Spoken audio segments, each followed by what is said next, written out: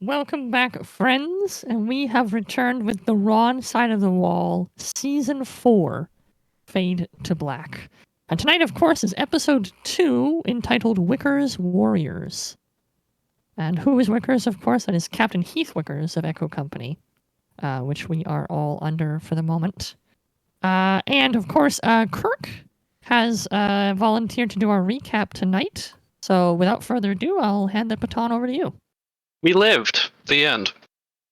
Okay, great. So now again. Well, because it's gonna be like a tally, right? It's like next week. Oh, okay, we're 0-1 with character lives right now. So damn. All right. What was the voice? It was like the. I have to remember what I was talking like last week now. Kind of like maybe like that. Kind of like that. Yeah, I have to be like I smoke 10 packs a day. Somehow hints, or are you working through this? No, I'm kind of working through it. Yeah, okay. That's about right.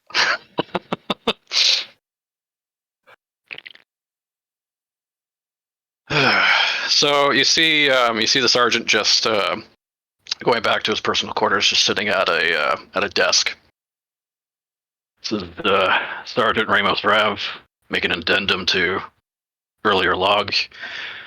Well, thought it would just be another regular day, just getting the team having to do their psyche evals. I don't know why, but doctor insists on it. I think everybody's fine though. And well, alarms went off, crazy shit happened, and turns out we're not the only ones in this universe. There's some weird horned guy whose name is Abiudun. Originally subject some odd number, but he did some fancy magic shit, and now he's outside.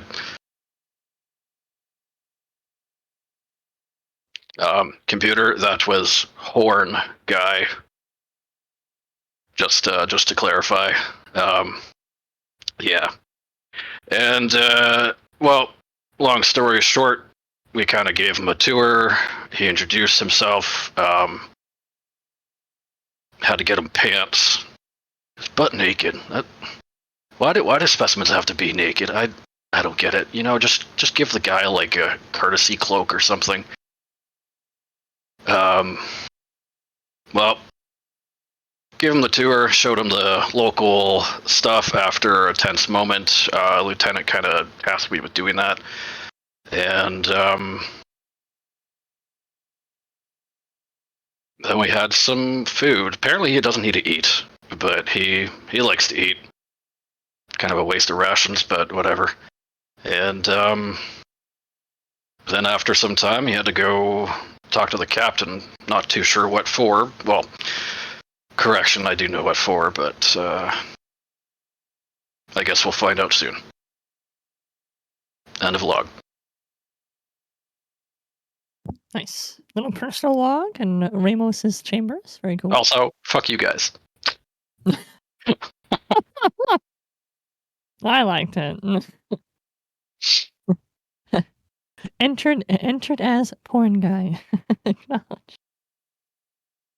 So, yeah, Richard tried to put in a picture of corn ? But image didn't work. So, you're muted. Yeah, you're muted, Richard. It was a Lego man in a corn outfit, and it didn't work. Okay. So yeah, corn. I don't know. That's pretty corny. In other words, we were spared. Okay. So, so yes, as Sergeant Ramos's log / Kirk's recap indicated, Abiudun and Lieutenant DeMarco have made their way into the office of Captain Wickers. It is very late night / early morning, but depending on how you put it. But there we go. There's the image. Okay. Well, there's no nighttime in space when you're surrounded by stars and then black. Exactly. It's not really as important as it might be if you were planet bound. So, DeMarco has marched a Biodune inside, or I should say, a Biodune teleported the 6 millimeters it took to be inside the office, and then DeMarco entered and the door closed behind him. Wickers, you are currently seated at your desk. You have maybe a snack of some kind on one side, and a stack of papers on the other, sort of all scattered around your desk. And as the pair step in, you stop whatever it was you're doing, look up, and of course you recognize Lieutenant DeMarco of one of your platoon lieutenants. But the other guy does not seem familiar to you. Although obviously you are fully aware of what was in Science Lab 3 and that there was an incident there, so I'm sure it doesn't take you too long to put 2 and 2 together. So DeMarco stands at attention. Captain, sir, this is the specimen. I really like you to... Can I talk first? Please, go ahead, Cap. Please do not speak over the captain when he is talking. You do realize, Lieutenant, I was just about to have my second cup of tea? High tea? What's the meaning of this interruption? My apologies, Captain, but you did call us to your office, sir, and this is urgent, I think. This is the specimen from Science Lab 3. It turns out his name is a Biodune, sir. Of course, you're well aware of the scenario, that he's been in the science lab for the last 3 months, but this is the first time he's ever achieved consciousness, sir. And, well, of course, you are also well aware that the Weyland-Yutani science vessel is due to rendezvous with us in 2 days, but I would like to suggest an alternative, sir. I see. And just how are we to avoid handing this specimen over to this Weyland-Yutani lieutenant? DeMarco swallows for a second and looks at a Biodune. And kind of like raises her eyebrows. Dune pulls a cigar from nowhere and a lit match from nowhere as well and lights it and puts it to his mouth and then takes a pull and blows a smoke ring and then says, "Look, stop calling me specimen. Also," and he goes like this, and he like parts his hands real quick, the cigar, and it completely disappears. All the smoke is gone as well. Uh-huh. I can do stuff you literally cannot comprehend. And also, and he looks over at, I guess the lieutenant that was in the room as well. Look, I don't care if he is captain of the ship. He's not my boss. You guys conscripted me, and I've been awake for literally an hour. I am not your property. Especially if we're going to do this and make sure that you guys don't get shit canned for trying to keep your alien specimen from their hands.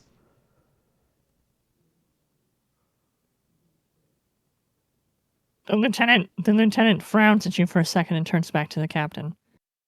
And then looks back at you. You misunderstand, Biodune. We could blast the Weyland-Yutani ship and they would never be the wiser. We're trying to show you that we're on your side. You don't really have many bargaining chips here.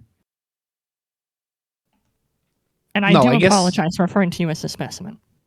I guess I don't have any bargaining chips here. You're right. Absolutely. I still don't need to work for you guys. She shakes her head. No, you don't.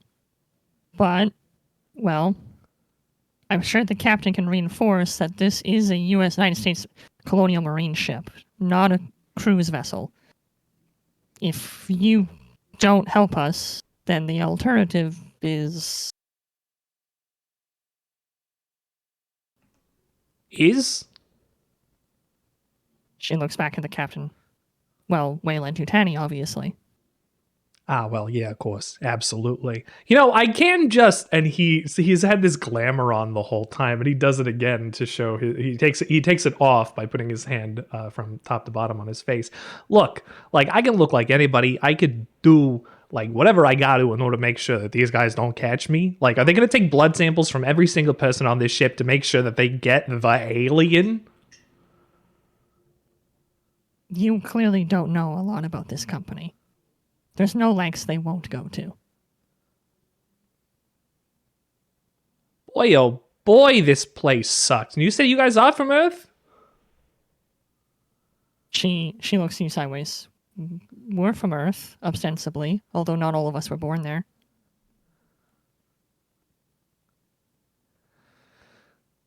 Corporations are running the entire space now. It wasn't that bad where I came from. It was getting there, but it wasn't that bad. I'm happy to hear that, but where you're from is not here. No, it's not. It's Earth. But, you know, I already had that conversation with the other guys, and I'm pretty sure you got that written down somewhere. So you're probably going to get that in some kind of log or whatever from one of your underlings. Anyway, Captain, if we're trying to show you, if you're trying to show me that you're on my side, what do you intend to do when Weyland-Yutani does show up then? Well, Captain, as I was hoping Obiudun would fill you in on, he suggested to me in the corridor that we might be able to fake the specimen. She pauses. Fake Obiudun's death.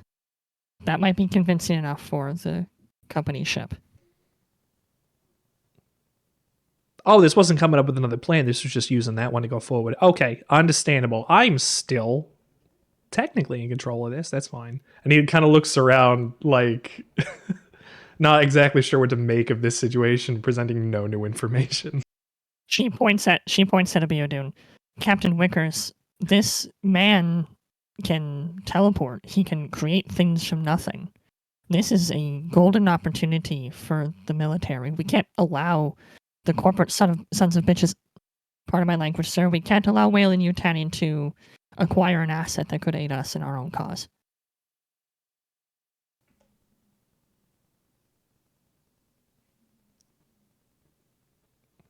Die in a lab or die on the ground? I guess that's how it's going to go. I would like your permission to absorb Obiudun into first platoon.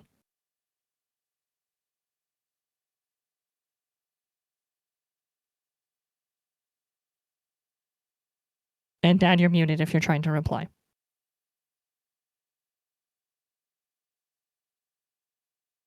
Permission granted. Thank you, Captain. I promise that Obiudun won't cause any trouble for you. Yeah, we'll have to see if this plan does work in the first place, because if it doesn't, we're going to have a whole lot of shit in our hands, honestly. If there's no lengths these guys go to, I mean, I'll let you know, I don't create stuff out of nothing. I make stuff look like they're there out of nothing. The stuff's not real, which is why you didn't smell that cigar I pulled out a minute ago. Is your stuff good enough to fool a video camera? Oh, absolutely. I've Then done that. I've done that on a big network of drones. It's crazy, actually. She shakes her head. I don't really care, but if you can fool a video camera, we can send that to the Weyland-Yutani ship. They're still 48 hours away. They won't search the ship if they have no reason to. Okay. So the idea was, I guess then, Captain, was to use my abilities there to make it look like I shot myself out of the airlock and I guess drifted out somewhere else in space or completely died upon exiting the craft. Something.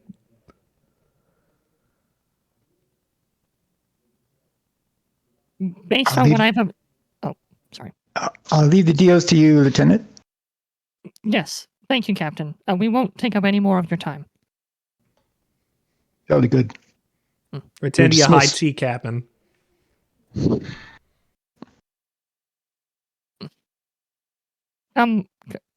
Please come with me, Obiudun. And she does a very, very stiff 180 Military style, door opens, and she walks out and motions for you to follow her. It'll be pretty bad if they caught me without my makeup on. And he goes and puts his glamour back on and walks out. And the door shuts. If you're absorbing me into this company, then I guess I need a bed and maybe not a room, but at least a bed. Clothes. Clothes be nice. We recently had a casualty in Red Squad. You can take Private Malt's bunk. He won't need it anymore.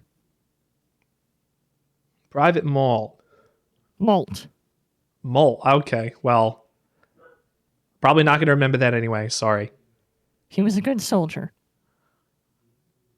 If he was a better one, he'd be alive. I'm going to pretend I didn't hear that for your sake.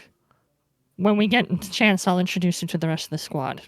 In fact, as fortune would have it, you've met most of them already. Red Squad is commanded by Sergeant Ramos Rav, who you had the pleasure of meeting just a few minutes ago. Yeah, he took me around a little while. He's not bad. I've had worse. He's not bad. She turned to him. I don't trust anyone, but if I did, Sergeant Rav would probably be the person. He is better than not bad. He seems like he's probably got the most shit together out of everybody I met. I mean, sorry, but that does include the captain, who is high T in space. She looks at you again. He's never steered us wrong before. He's allowed his esoterics. Well, I hope you feel the same about me, because we're going to do a lot of esoteric nonsense in the next couple hours. How long will it take you to make this fake video? I mean, technically, if we do it live, it could take as many takes as he stops to think about it. Technically, instantly, as many times as you need me to. Do you need anyone else to help you with it?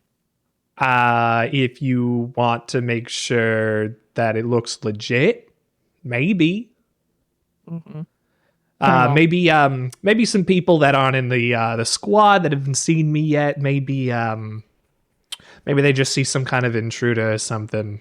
Run towards the airlock, open it up, and some of your lower grunts or something. Some privates from a different pod. Make it real so that they start talking about it. I'm sure you imagine that we have a million people on this ship who are just dying to help you out, Private. But unless you absolutely need some help, you're on your own. I'll give you private loan to lend you the videotape. Otherwise, you're going to have to do this on your own. Oh, but I have a briefing with Captain Wickers for the next 2 hours. After that, I expect the thing done. Okay. You can't just do orders and get... Okay, fine. Yeah, okay. 2 hours. Yeah, I can do that. Good. That's what I like to hear. Go down this hall, take the first left, take the first right, and take a second right. Lone will be in the first server room. Left and 2 rights. Gotcha. And she does another 180 and takes and exits down a different hallway towards the briefing room. Okay. I am not going to like it here. And he turns around, mimicking her movement exactly. Right. And marches the left and the right, and then yet another right. Yeah. All right, and we will soon transition back into the briefing room. This is a scene very almost identical to the motions and cast that we actually opened with, where Captain Wickers was walking in with a sealed folder with orders in it.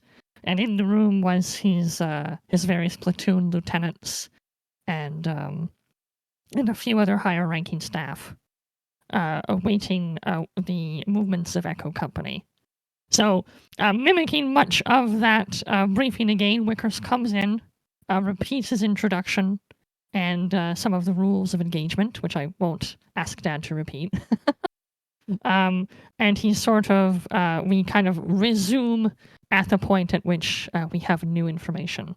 So after everyone's gone, sir, yes, sir, and sat down and made it clear they have no questions, the room grows silent and allows Wickers to continue.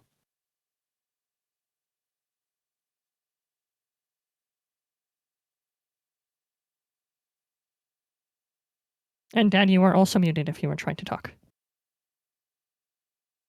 Right, Lieutenant, you've been briefed about our mission parameters, and it seems I'm late for the officer's mess, so I'm going to let you handle the briefing for first platoon. Yes, sir.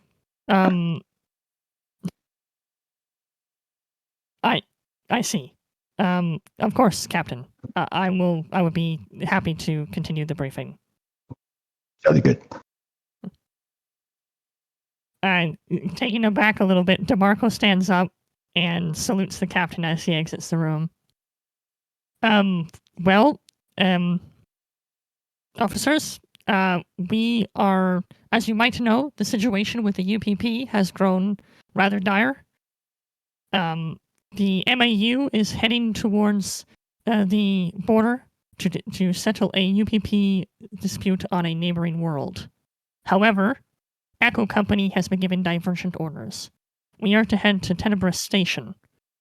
We received an SOS a few days ago, and due to the sensitive nature of what is researched on the station, this has been given priority 1. Now, this station is large, so we are going to split up all the platoons across the various spires on the station.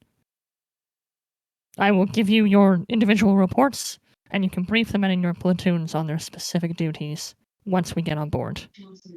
There are very specific things we must adhere to, so I would ask everyone to use extreme caution. And make sure that your men understand every aspect of the procedure completely. She looks around. She looks over to the door, seeing it's closed and Wickers is long gone. That'll be all. The captain expects results. Dismissed.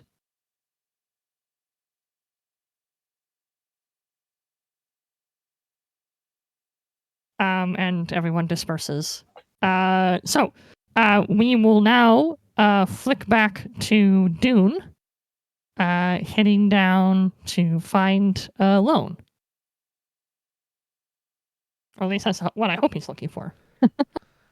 Okay, said the left and then the right and then the second right. And where do I end up?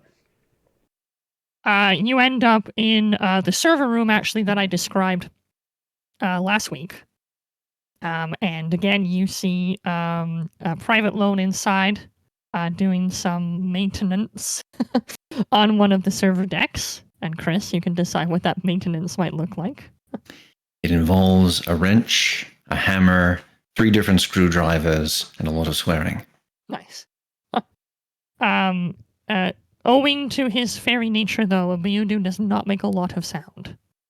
So Lone has not noticed. Wouldn't hear him over all the swearing, anyways. Yeah, exactly. So Dune, he has not noticed you yet. For the love of all, this is just an example of just incredible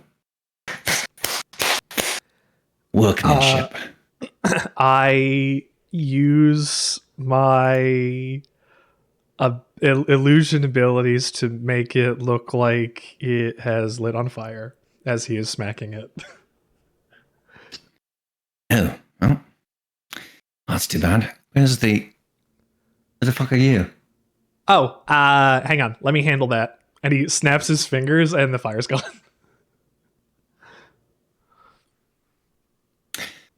Oh, you must be the sergeant's new best friend. What's brought you around my corner of the woods? I have, I guess, been told to make a video in the next 2 hours, making it look like I'm dead. It's easy enough. Stand over there. I'll pull out my gun. No. The well, I mean, if you have any other ideas, that's fine. But the concept was at least was pretty sound. I would think so. We take my abilities to do this, and he snaps his finger again, and the console lights back on fire, and make that look like me getting blasted out of the airlock. And he snaps his fingers again, and the fire's gone. Fair enough. Who are we trying to convince with this bit of malarkey? Oh, your bosses. Wayland Yutani. If we Fuck make them. sure that Yeah, Ain't no fuck 'em. bosses of mine. Fuck him. Yeah, yeah, absolutely. You're totally on board. And he reaches a hand out in order for like a fist bump. He looks at you for a moment, and he's like, kind of mimics your motion. But obviously, this isn't a thing that he's used to, so he just holds his hand out in front of yours. Okay. Dune does the little extra inch and bumps it. Yeah, okay. It's cool. kind of like a high five. Yeah, I guess actually that would have not completely replaced the high five, but it's whatever. It doesn't matter. It was something we do on my Earth. Regardless, we got the me, who I mean, I guess you already know, and he puts the glamour down and puts it back up. You already know that I look like this. If we sent me out of the airlock and made it look like I was dead, and I guess maybe changed some logs to coincide with whatever would have been happening at the time, we might be able to convince them that I am not here at all. Make sure that Whaley Nutani doesn't have a reason to get on here, make sure that nobody gets in trouble, and make sure that I don't get carted off for the rest of my life after having been, awake for, at this point, 30 hours when they would have gotten here. All right. Holy Jesus, you talk as much as I do. Look, yeah, this all sounds fine to me. The logs are not going to be difficult to fake. Well, we are going to have to get a couple of different things all lined up. There's going to be spectral analysis at the airlocks. Going to have to show that you got lock, stock, and barrel right out there. But you leave that to me. You do the fancy magics for the camera, and we'll make sure that all of the audit logs are in place. I tell you what, I tricked technology using the same kind of stuff that was way more advanced than you guys. And whether or not they did spectral analysis or anything on that, I have no idea. But, I'll tell you, the guy I did it on could have easily found out that we did it and could have killed us in that moment if he knew that we did it. And I was good enough to make sure that he didn't. So, should be okay. It doesn't sound all that different from you, Tony, really. Kills you in a moment, doesn't give a damn. Never will notice. That's just capitalism. Isn't it, though? I don't know what your Earth's like, but if more folks are like you, there's probably a nice place. Well, there's no United States, so there's already a bonus on that one. I think we get along just fine. All right, you go do your magics for the cameras. We'll get you set up. I'll make sure that area is cleared out. I guess I'll better talk with the sergeant. This is all clear with the higher-ups, right? Not going to get in a bunch of shit for it. No, yeah, I already told the captain we were doing this, and then I got told to come see you, so we should be cleared to do whatever we need to do. That's good enough for me. Look, We got 2 hours. Not deep in this shit anyways. 2 hours? Only 2 hours. More like an hour and a half. Yeah, okay, I like you. You get shit done. Oh, it's just that I've got my shift ends in an hour and a half. Let's get it done. Where do I... Dune almost runs out of the room. Where do I go? I don't know where anything on this ship is. Oh, that's not going to work. And Lone casts about in the room for a bit and pulls out a little pad computer. It's thick, it's heavy, it's kind of like what you might imagine a grown-up Etch-a-Sketch. And he turns a couple of dials on the side. All right, just leave it on this screen. You probably don't understand how to use something like this because everything's super duper where you come from. And you can use the map here. It'll find exactly where you are on the ship, show you this. You can dial this way, and he shows you how it zooms out and back in. There you go. Try not to break it. This thing's like a 50-pound speak and spell. You're not wrong. I'll see you there. My word. All right. I will find my way down there, I guess. We've comms or something in order for me to tell you that we're good. I guess you'll see me down there on screens or whatever. I do, but it all gets put into the log, so don't make my job harder. I'll just talk to you in person. Okay. I guess I'll figure this out. And then I turn and go. Completely unsure. And Lone turns back to the server, which he never turned the fire off on. And just like... He did. No, but he turned it back on. Yeah. And then I turned it back off again. Did you? Okay, never I mind think so, then. yeah. Then he looks at it and is like, I wish he just left it on fire. I still have to fix the bloody thing. And he starts working on gimmicking up the logs. Nice. Cool. All right. Once I met both your characters last week, I was like, we gotta have a Dune and Lone scene. Come on. So. The other guy that talks a lot told me that I talk too much. Oh no. All right. Incidentally, about 2 hours later, Sergeant DeMarco has called in all of the members of First Platoon into. Well, you guys don't have a separate briefing room, so she's just called all of you into like the platoon mess. You know, like where the bunks are and the eating table. So everyone's just kind of like either sitting on a chair or like leaning up against the wall, and then that's their briefing area basically. And she waits for everyone to come in, and then she comes in. And just for sense of scale, for those who don't know, like what is a platoon? So the breakdown of this platoon basically is that there are 2 sections. So Kirk's character Rav is a section sergeant. So he is in charge of 1/2 of the platoon, which would include himself and 2 squads. Right, and a squad would typically have 4 people in it. Right now you are down a man because of Malt's recent demise. But counting Dune, I suppose, there are 9 of you. So that would be one section would be 9 people, the sergeant and 2 squads. Then there would be a second section which would mirror that with another 9 people. Then there would be the lieutenant, DeMarco, obviously. There would be a Caterpillar mold to the. There would be a staff sergeant that would serve as her XO. And then there would be a dropship team consisting of a pilot and like chief / engineer guy. So that would be the composition of First Platoon. Just so everyone's on the same page there. So everyone is currently present except for the 2 dropship people. Everyone else is sort of hunkered in this little galley room. So, yeah, just for those of you who don't know, like military sizes off the top of your head or whatever, and also just to give a sense of scale in terms of like how many people are we talking about here. So right now there are 20 people in the room, counting Abiodun, counting DeMarco.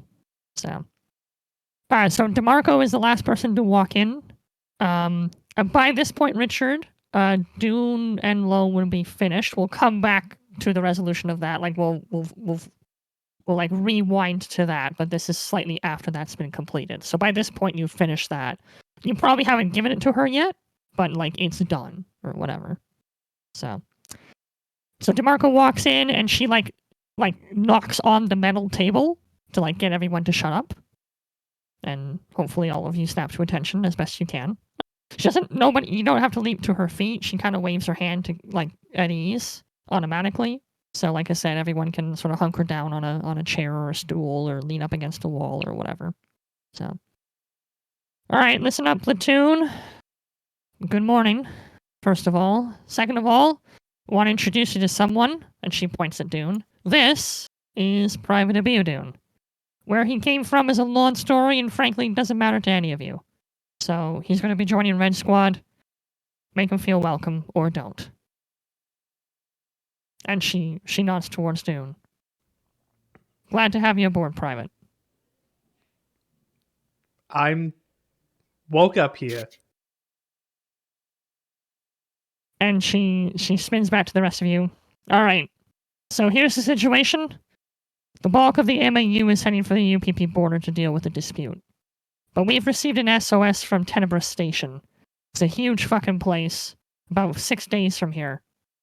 They do all kinds of stuff there. Research, supply line manufacturing, medical studies. There's a huge Civi and Wayland Yutani team on board, as well as station security men, detached from the Seoul Division of the United States Marine Corps. Excuse me, LT, but this sounds like their problem, then, not ours. She nods. No. They've made it our problem.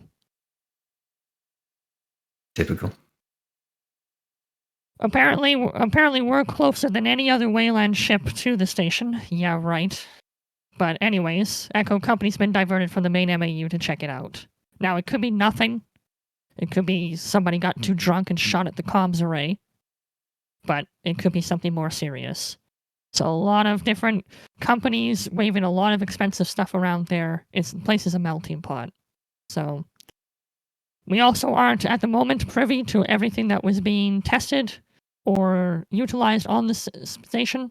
So there may be things that are considered top secret to the military brass.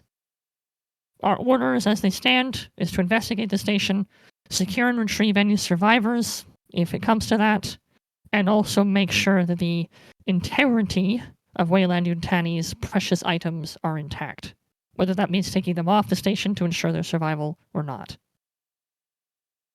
Lieutenant, Yes, Sergeant. if we just so happen to need to open fire, what's our orders for that? She nods. Well, first of all, no grenades to be issued on this mission. We have weapons free as per Captain Wicker's standing orders, but it is a space station. So if we're gonna start pulling our weapons out of our holsters, we're gonna have to seal the bulkheads. The station is set up that each section of the station can be sealed off from other sections. When we do a search of each section, we'll seal the bulkheads on either end. Then we'll begin the search. If we do need to find ourselves in a firefight, that way if things go bad and we punch too many holes in the station, we haven't compromised the lives of everyone on board. All of you will be in EVA suits, which will be fully sealed. If you do punch too big a hole in a section, you'll have to exit the station, spacewalk from the outside, and enter from a pressurized area again. Is that clear? Yes, sir. Excellent. Private Spindell has a personal experience with zero-G, so if any of you are a little bit worried about tossing your cookies, you can talk to him about how not to vomit into your helmet and make a mess.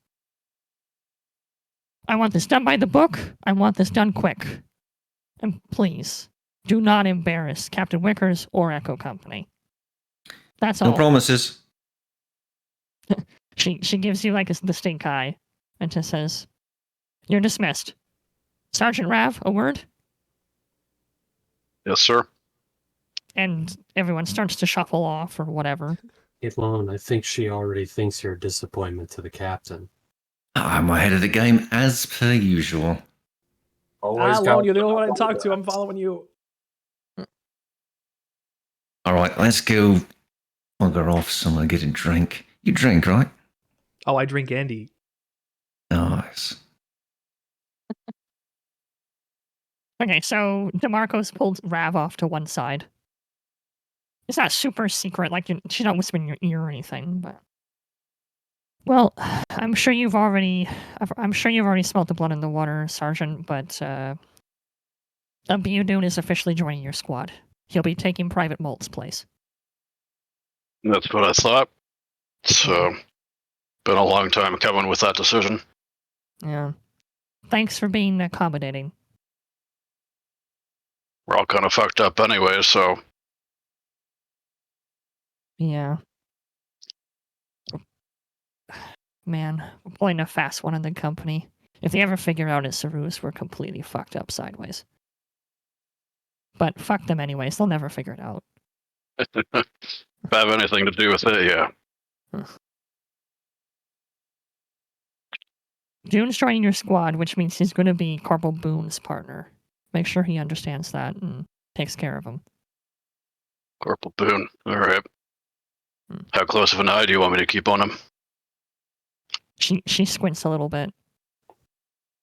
If he does anything to endanger the mission, the station, or your squad, shoot him in the head. Understood. And if he does that teleporting or changes his face. Then hit him with something big and iron. That seemed to burn him yesterday. Understood. Thank you, Sergeant. That's all. You can rejoin your men. Yes, sir. And Rab walks out. Okay. Boone, Spindell, 2 questions for both of you. Question number 1. Do either of you take the opportunity to speak to Dune? And if so, I'll give you a chance to do that. If not, tell me where you head off to instead. I'll start with you, Boone.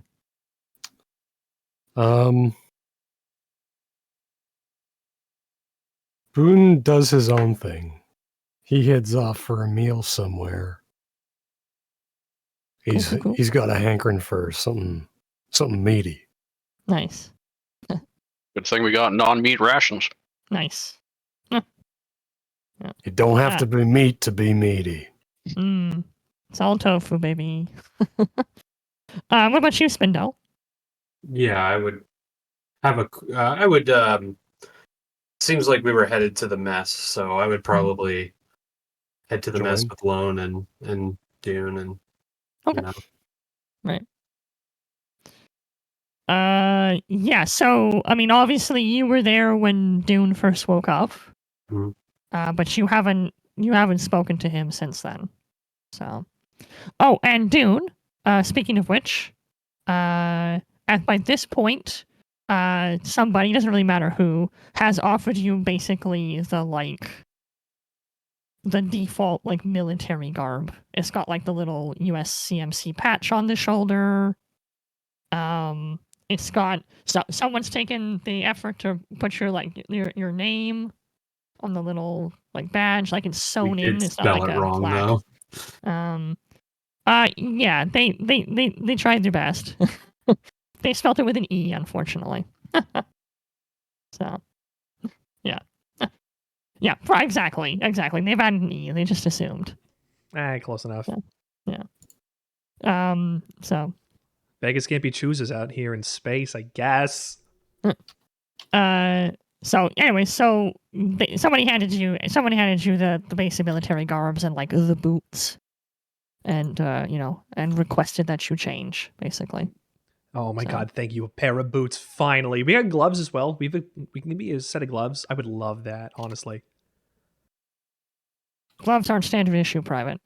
Gloves may not be standard issue, but they're I need them because of my allergy. He scratches his head and pulls out gloves you would wear to lift basically shipping crates, the ones that are really thick and have the pads on the fingers. Absolutely better than nothing. Thank you so much. Now I won't die. He shrugs. Sure, you're gonna have a hard time pulling a trigger with that, though. Oh, I don't use a gun. Don't worry about it. I'm fine. Okay. We get saddled with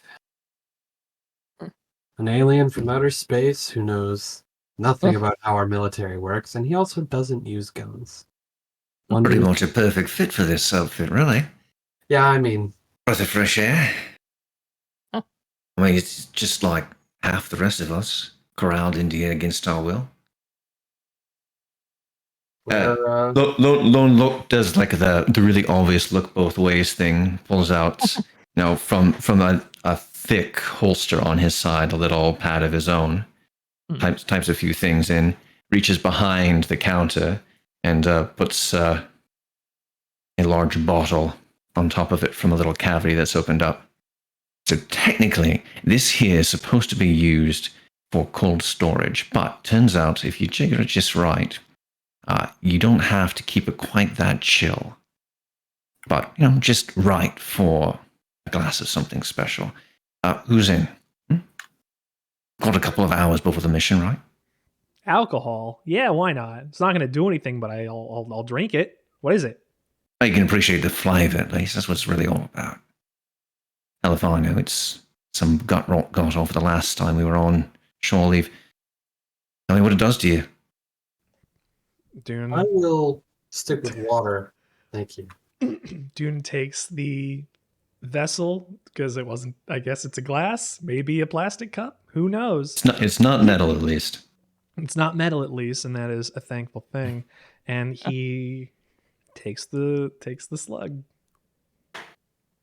What is it like? Burns. Nice. What is it like for That's about really all you've got there. It's But just ethanol. I'll let Nathaniel describe whether it has any particular effect on you. You're absolutely pissed drunk. The next thing you know, you're lying naked under a table, and there's like 6 people around you. No, I'm just kidding. Oh, damn it! It's Tuesday again. Yeah. You're Tuesdays back in the lab. space. Yeah. You went back no. to the tube. Sorry. No, a nice you shot are- of Iron Schlager. You are not really able to be affected by the inebriating effects of alcohol. So, not human alcohol, anyways. Right. You don't No. need that special. Now, I see that as kind of a downside to your condition, whatever that is, and wherever it is you're from. Not being able to get drunk seems like a real handicap in a soldier.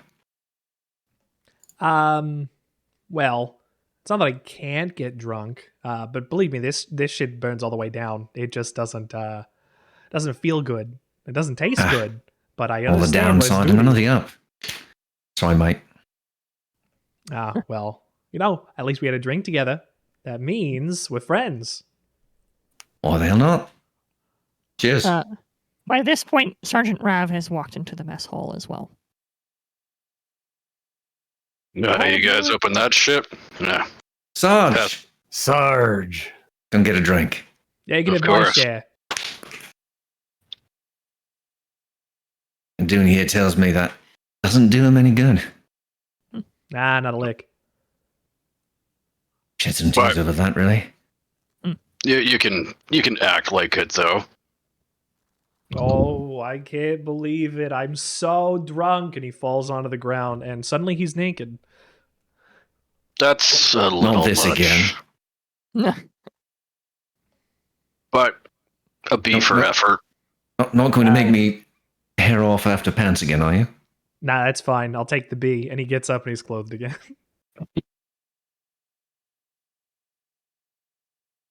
I don't want you pulling any of that trick with me.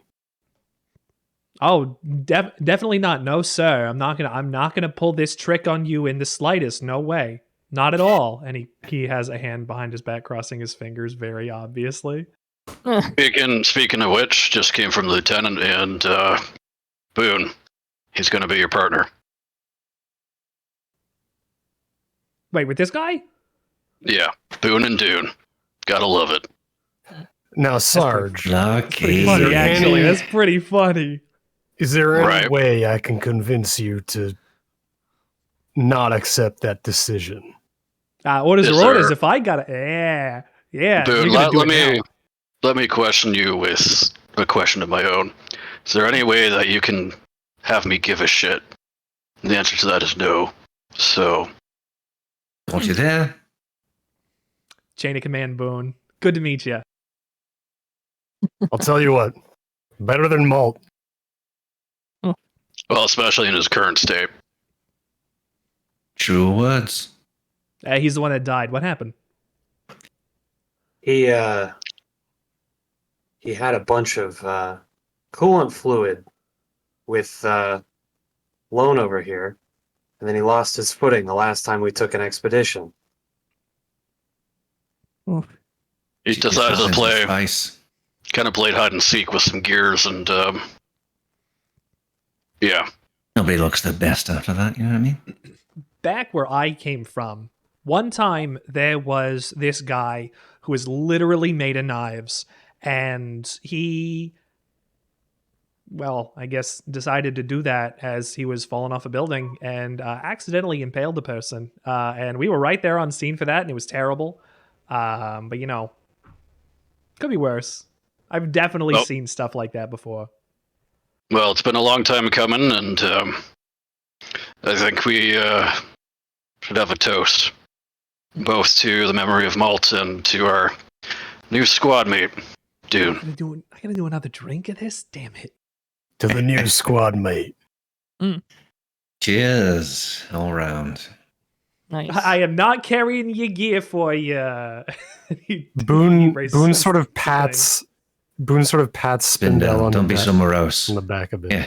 Spindell reaches over as if he's going to pick up his glass, and then he tips the glass over. Oh, I'm so clumsy. Well, I'll go grab another one. You guys go ahead and do your toast. Oh, good. Right. Anyways, dude, now that you're officially part of the squad, there's one thing you gotta know. Is that we all stick together. Plain and simple. We got your back, you have to have ours. And if you don't, well, there's one way to exit the squad.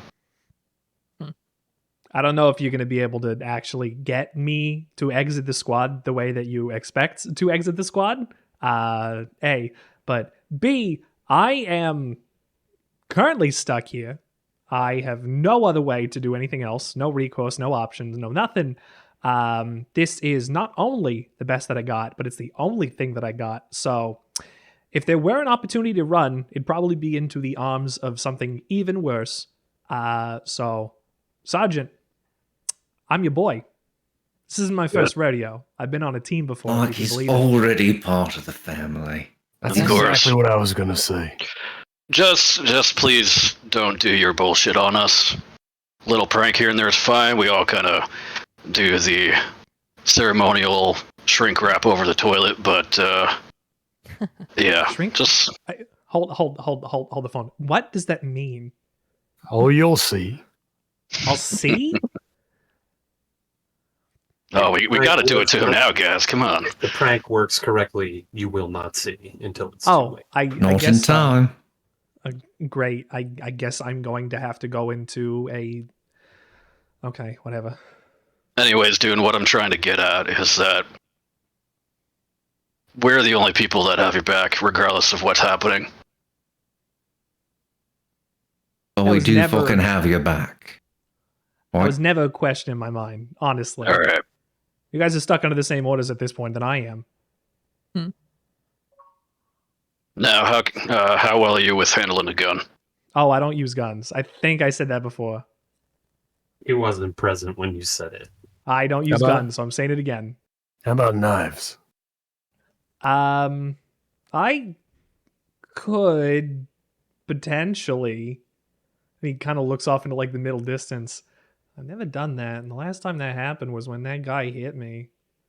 You know That's what's where a I got much this jacket easier from. question? What do you do when you're fighting? Nice. Oh, well, Saj, you don't like that I do this stuff, but this is the stuff that kept my old friends alive. I make things look like they're not there. Enemies freak out. We know what we're doing. And I bounce around the environment and I can, I said it before, I can technically go behind a guy and snap his neck if I really needed to, but diversions, Sarge- distractions. Such important speed. practical experiment, if I might. Good. Yeah, practical experiment. All right. I noticed you seem to have a little bit of difficult time with metal. So Lone goes over to an area that's sort of just off of the canteen here. He shuts the metal door, and you hear a click and a hiss as a seal is made. Can I get in behind, eh? Is there a window? Oh, like on the door? Yeah, Yes. there's like, yeah, because it's into the mess hall, back into the hallway. So there's like a little, like one of those like plexiglass little windows so you can see out into the hallway. Ah, well, I guess if you guys got to have my back, I'll let you know a couple limitations on this. A, and he teleports to the other side of the door and says the first part of the sentence that you can't hear. I can get out of here in the first place, and then he goes back in. But if there's not a way for me to see it, well, I gotta try. And if I try, that's another way I could die. I'll do it if I have to. Does the amount of metal that he is teleported through have any effect on him? Oh, okay, yeah, you're asking me as a GM. There's no visible effect, if that's what you mean. Dune, you feel like uneasy and queasy, but you felt that way since you've woken up. Right? There's just so much metal around you on every side. Right, so Dune doesn't look visibly affected. No, Okay. no, there's no visible aspect that the Marines would be able to pick up on after he finishes teleporting. All right, so line of sight. Good to know. And I told this to the captain. The stuff that I do, that I can make, and he lights his hand on fire, doesn't do anything. You want to touch it? You want to touch it? It'll feel warm. It's not going to hurt you. It gives you the fist bump. The fit. Yeah, look, bring it back. You got it. See, he's remembering. He's learned about my earth now. Seems like a not nice enough price. Actually, the fist bump is something we do as well. Lone is just a little. Well, we're all a little weird in Red Squad. What? That's not entirely factual. I'm only middle-aged.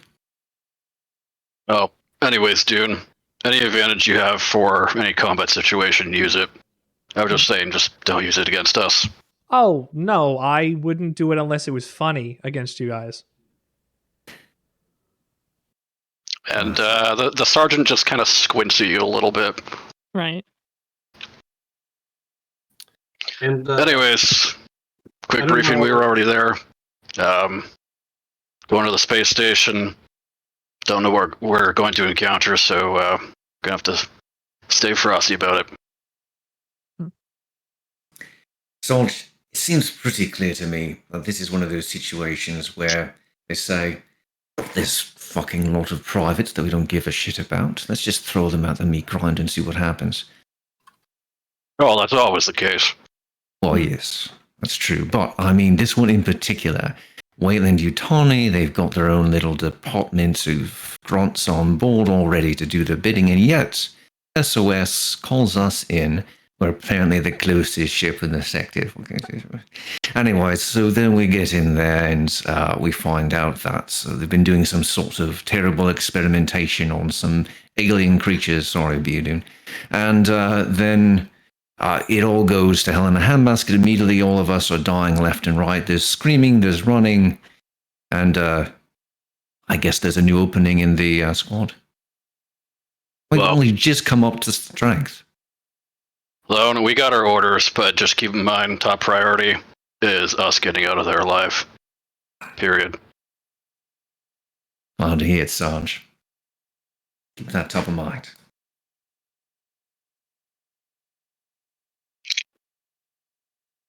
Excellent. Love it. A great scene. That was fantastic. So we have a few days worth of journey before the USS Golgotha is within striking distance of the station. So what we're going to do now is I'm going to give each of you a chance to describe basically we're going to have like a little downtime segment here. So you can, as I come to each of you, you can either choose to have a one-on-one conversation with someone if you'd like, or you can describe something that your character would do in downtime. So this is not something that you would do on board the ship that would be considered like a side duty. Like we were talking about last week, Lone helps out in the server rooms when he's sometimes, and Boone helps out in sick bay. This is like straight up downtime. This is like your 2 hours or whatever that you get to just kind of like not goof off, but whatever, just chill out. So this, what do you do during that time, or who do you speak to, or where do you go? That is what I am interested in here. So. What about the ship arriving? Yes, so we're going to address that. Or who do you do? We're going to address that actually right before we get into that. So we're actually going to start with Dune and address the results of the videotape. So this is after the briefing, after the mess hall scene we just had, as everyone starts sort of gallivanting out of the mess hall, DeMarco intercepts Dune and Lone. And sort of pulls them off to one side. So, is it done? Looks good to me. Went back through the video. just beautiful. Got some that old Hollywood shit going on there, and logs are all lined up right to the microsecond. Excellent. You Excellent. know, Okay. honestly, this is what we should be getting Dune to do for us. Maybe just show Wayland Utoni that we all died, and then we can go just somewhere. Get off, I like go that idea. cruising. I like that idea a lot, actually. We're still soldiers and this is still a job, Private. Oh, true. How can I forget? Oh, look. Got a uniform on. There you Hey, go, me then. too. He does the same thing. They spelled my name wrong. Can I talk to a requisitions guy about that one, actually? You don't have the resources to resew your name. That's less fun. Thank you. Good work, both of you. I'll make sure this gets transmitted to the ship. I'd love to be on board as I watch them sweat, but we'll just have to take the satisfaction that it works. Well, the thing I will say about it is if they doubt it and they don't like what they see and they're still coming on board and doing whatever, please let us know, potentially in advance, so that we can maybe prepare something else. She nods. Yeah, we'll be the most hated ship in the galaxy if this doesn't work, but if Lone vouches for you, then I trust that the tape is good. That's going way too far. We won't be the most hated ship. I'm sure there's something out there somewhere where it's just like, these buggers, fuck them. Oh, and then also these guys who try to rip off Wayland Yutani. Darn. That sounds probably like a lot of ships, honestly. That's true. I'm sure there's lots of ships flying around with company execs on them. Maybe we'll be the 5th most hated ship. I should get Now a you're Ruby Wild. talking. You know, honestly, maybe we'll be flying around for other ships that have my own friends from my Earth on them. So, you know, it's possible. Her eyes widen, and it's obvious that the thought hadn't crossed her mind.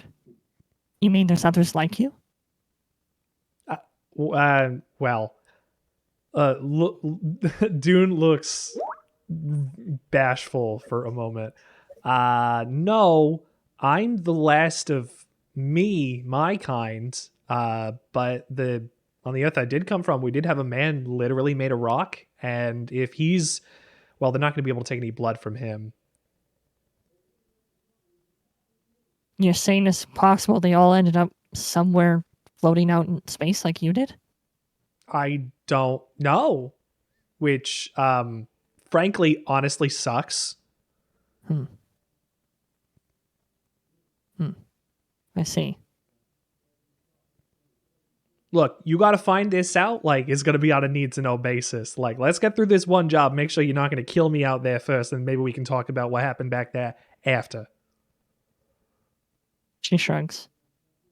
Always a smart plan. Take it one step at a time. Yeah, Far build as- that trust. As far as I know, Tenebra Station was testing new methods of medical injection. There really shouldn't be anything more dangerous than a couple of cats. And Cats. maybe some drunk people. It's always the jobs you never expect. You know, I was just going to do like homework for an assignment and ended up in a different fucking universe. So Homework? Are you still in high school? How no, old are you? it was college. We had, look, this will be actually, you know what? Remind me of this conversation. Remind me about the college, because that'll be on the docket when I come back from this job.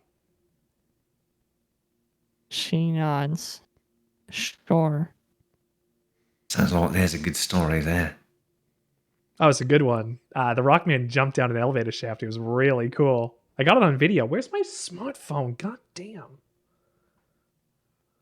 So I Anyways. don't think there was anything with you when we found you. At least not by the time you got on board this ship. No. You were on a salvage rig for a couple months before we got you. Probably stole your shit. If you did have a, what did you call it? A smartphone. It's quite possible they've sold it off somewhere. Something about technology being better than yours. That's fine. So I've heard. As long as he's got all the real space age stuff. We're just banging rocks together. Private Loan, make sure our rocks get banged towards the Wayland Yutani ship in the next couple of hours. Aye, sir. I'll line up the antennas. Carry on. And she continues down the hallway. What do you want me to do? Fuck off. And she walks down the hallway. If I could, I would have done it already. What do you want me to do? I mean, I guess we're the same class, but what do you want me to do now? Why don't you come with me? If you don't use a gun, maybe you can start to learn how to use Brox. We'll see. Lead the way. Nice. All right. We're going to start with... well, I shouldn't say we're going to start with. We're going to move to Private Spindell. So, Thomas, if you could tell me a little bit about... This doesn't have to be like what you do every time during downtime. Like, obviously, it's happened to you multiple times. But somewhere in the next 6 days onto this journey to the station, you have a period of downtime. So, like I said, you can either converse with someone or describe to us something that Spindell would do in his off hours. Yeah, in this case, I think Spindell would want to have a conversation with the sergeant if he was available within those 6 days. Oh, yeah. Well, I'm sure, it would be very possible to find Sergeant Rav within 6 days, definitely. Okay, so I suppose sometime during like official duty, Spindell would request a private meeting with Rav, like either in an office or I don't know, wherever Rav would conduct that sort of thing. Right. Rav doesn't have his own office because he's just a sergeant, not an officer. Probably just be corner of the desk. Yeah, like they would just, but you could find a room where the two of you could speak quietly. So it's a big enough ship, even if you had to sneak into a cargo bay. There's lots of places to be. That'd probably just be my quarters. Like, I'm pretty sure I'd be like, if you need anything, just come to my quarters. Yeah. All right. In that case, during off hours, Spindell would knock on the door of Rav's quarters. Come in. Evening, Sergeant. Do you have a few minutes? The Sarge takes the book he was reading, folds it, puts it down. I do now. What's up? I wanted to have a conversation with you about our new arrival, if you wouldn't mind. Yeah, I figured this was going to happen. Eventually, anyways. I figured get it out of the way early before we're headed into a potential hornet's nest. Of course. I understand you're under orders to have him join the squad. I know there's really nothing to be done for it, but I'd like to make it officially noted that I'm against it.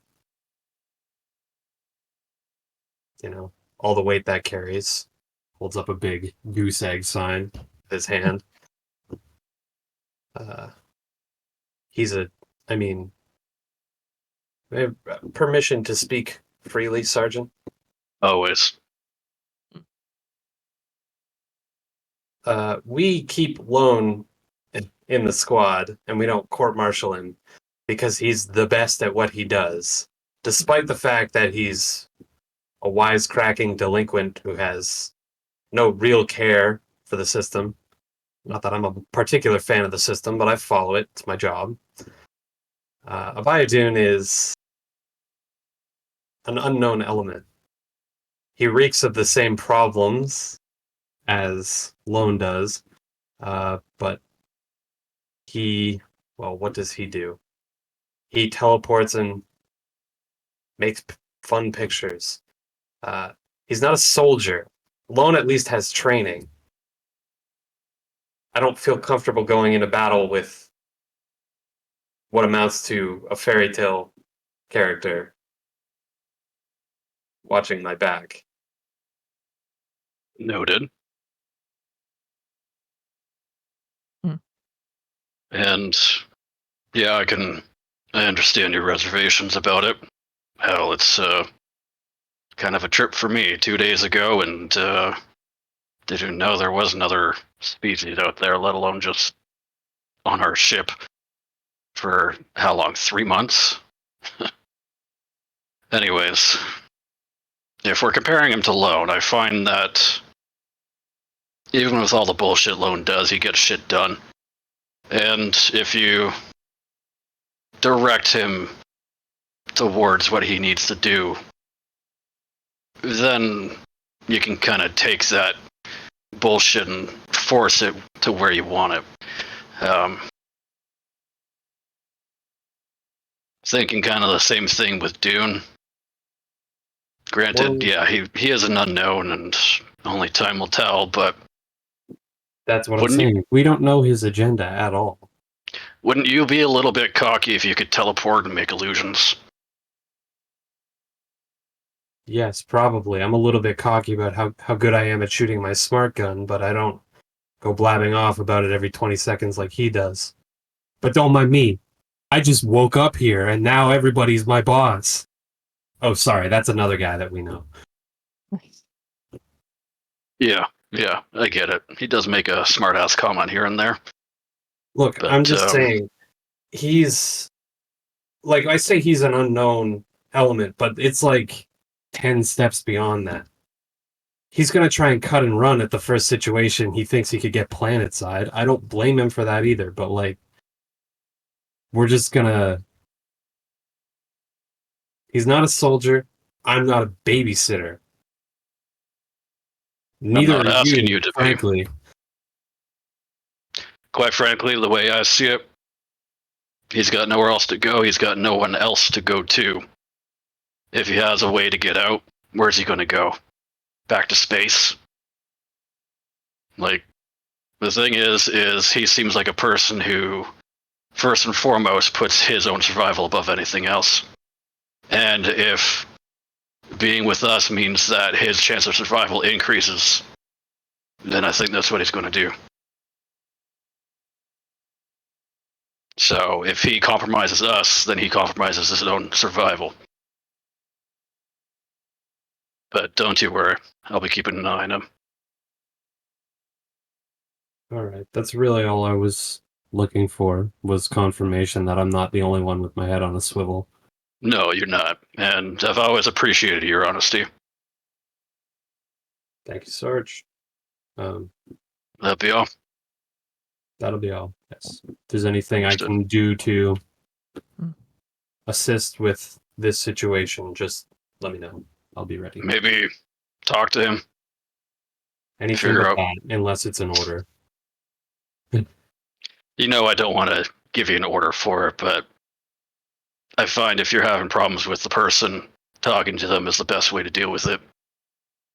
My problems run a little deeper than my opinions of him as a person. I'm a Okay, then professional punch him soldier. then. Will I be court-martialed for punching him? No, if nobody knows about it. I might punch him. I don't know, have a fight, then kiss and make up afterwards. I don't give a shit what you do. Oof. Tough love, Sarge. You're so good at that. Anyways, if you have any concerns or you just want to chat, you know where I am. I appreciate you taking the time. Of course. Spindell takes his leave. Nice. Fantastic. Okay, I'm gonna go to Boone next. Corporal Boone. Tell me Boone and something- Dune, Tell me sitting something in a you do your- tree. Yeah. Tell me something you do in your off time, or someone you chat with in your off time. Boone would actually seek to chat with the Beadoon. Okay. Boone and Dune. There you go. And Kirk was right. Okay. So Dune, just to make it clear, although Rav was generous in his tour, several people have made it clear, as clear as they can, that the places they would like Obiudun to stay to are the bunk area where people sleep, and the mess hall where people eat, and the corridors that connect the two. It's been made very clear that the hangar area is off limits to you unless someone asks you to go there, and nobody who's not an officer would be allowed on the bridge. So nobody's even shown you where the bridge is. So And the map that Lone gave you doesn't have the bridge listed. So, I like that. so anyway, so whether or not how tightly you follow those directions, but those are the kind of the two places people have asked you to be. So all that was to say, Boone would probably find you in one of those two spots, hopefully, or going between them, right? And where are you today? I'm right behind you. Yeah. Did Dune get assigned a bed? Yes, you did get Private Malt's old bunk bed. You And are his actually locker? Yeah, and his locker. Yeah. You don't own anything. Does it have anything in it from before his death? It's made Iron of metal. shavings. Iron James. Yeah, his entire iron bar collection. Yeah, he had like iron figurines, and this is where he kept all the shavings, just in Man, case he had needed to this- melt them down. He had this really cool blanket. He had iron weaved in with the rest of it. Yeah, it was one of those heavy blankets. No, Way all to of his Let him sleep better. all of his shit got taken out and put in a plastic bin. So just like whatever happens whenever someone dies. And then we also put that through the shredder like malt. And his family's been contacted in case they want it, and nobody's responded, so they're gonna toss the bin. That's so. Anyway, so no, the locker is empty. Okay, Dune is sitting on his bed, with his standard issue knife, I guess, and he is attempting to scrape the E off of his name tag. Okay. All right. Well, Boone, you walk in on Dune doing that, I guess. Boone walks in, sees what Dune is doing, and sits on the bed across from him, points at him, not even sure if Dune is looking at him, points at Dune and says, "Shut up. I don't Done. like you. Oh, I don't like you at all. I don't know what the hell you are. But I'm stuck with you now. We just got rid of Malt, and now I'm stuck with you. All right? I don't like this. I know you don't like this, but I don't like it. This is one-on-one. You and me, buddy. Dune crosses his arms. This ain't gonna be fun for either of us. So just shut up. All He right? nods. Shut up and do what I say. I'll look after you, and I want you to look after me too. That's it. End. And then, maybe someday you get to go home. You can talk now. Are you above me and like just making sure I understand like the hierarchy of like how your system works here? Are you higher than me in rank? 100%. Okay, I guess technically I have to follow your orders in order to speak now, yes? That's right. Okay. Thank you for the explanation. A. B, I think you'd like me if you got to know me. And C, I don't have anything else going on. I'm stuck here, and I guess the rest of us also are. So, I'll do my job. Permission to speak freely.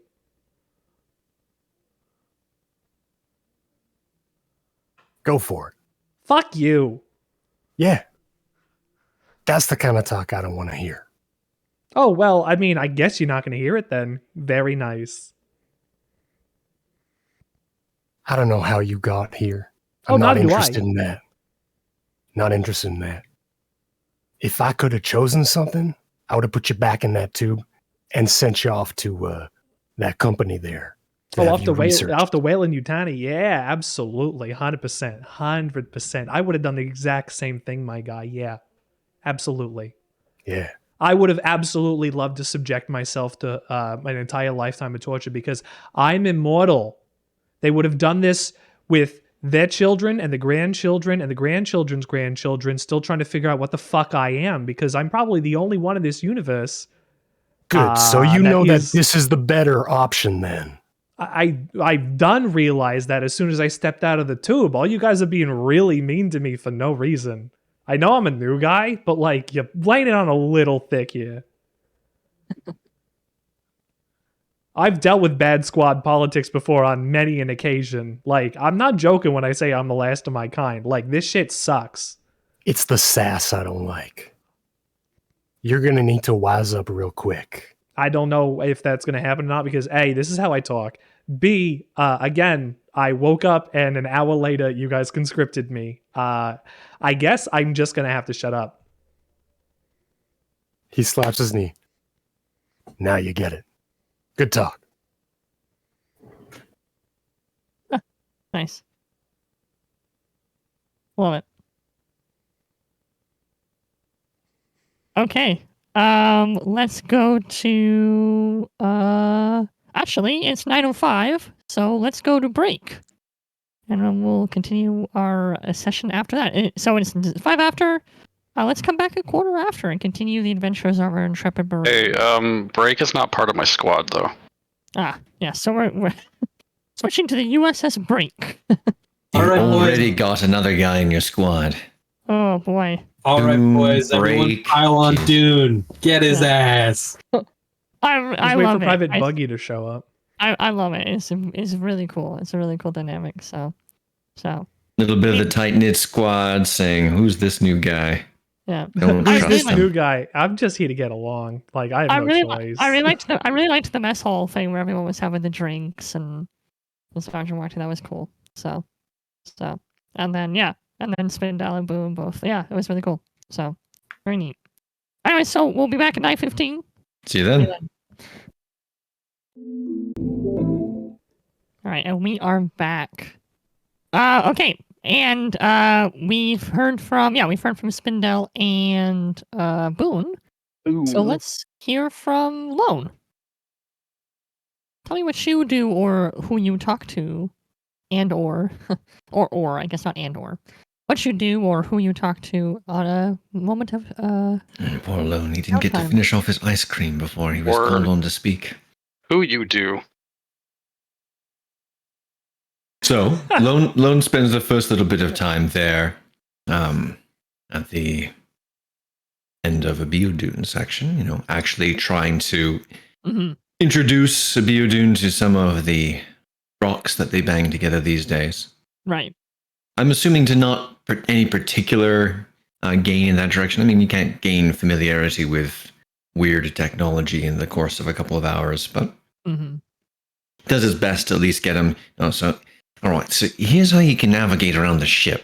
This is how the doors open and close. It's not all automatic necessarily. Sometimes you have to, do a biosignature. Sometimes it's going to take an iris scan. Sometimes you have to give it your fingerprints too. It's never just fingerprints though, so be aware. Sometimes you can just slap the panel. Sometimes you can kick it hard enough, it opens anyways, So, best of luck.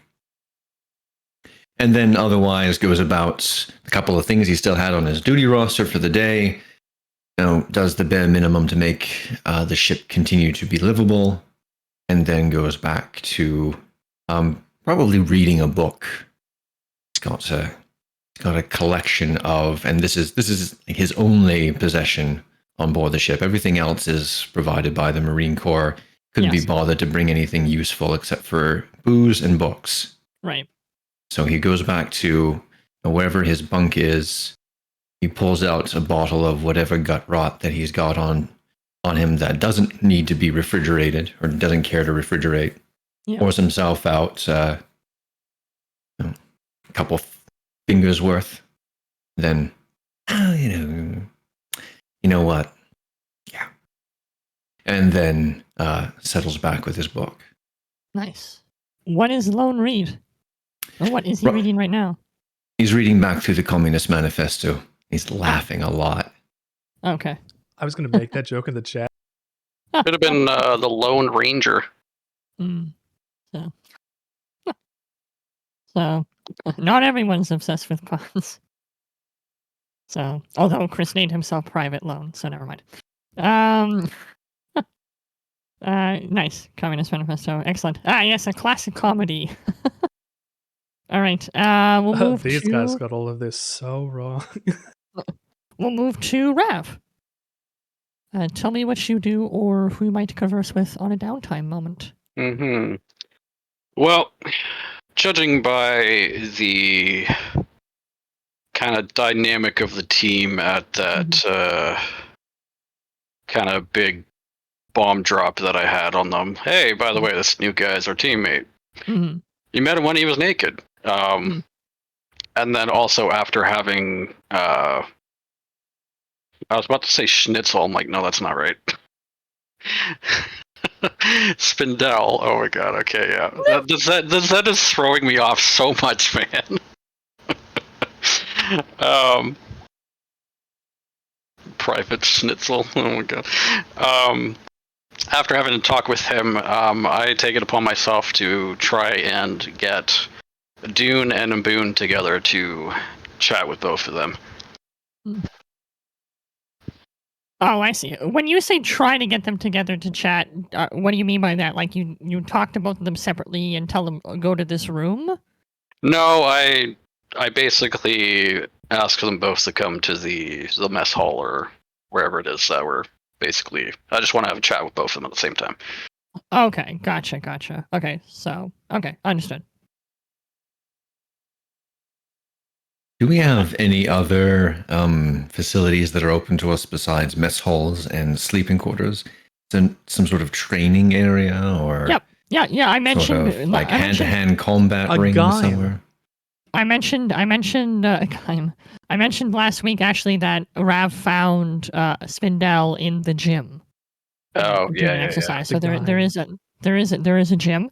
Just There throwing is that in there as an also option.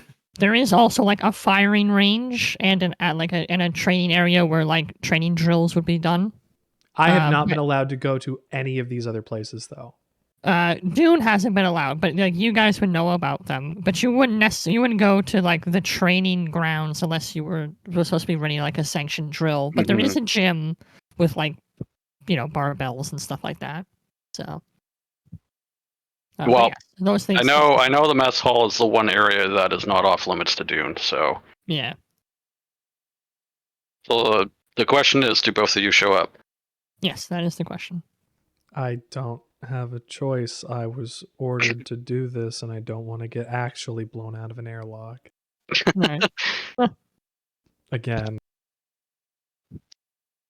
Okay, so Dune shows up. What about Boone? Boone would be there. Okay. Well, they both arrive then. All right, gentlemen. You can both have a seat.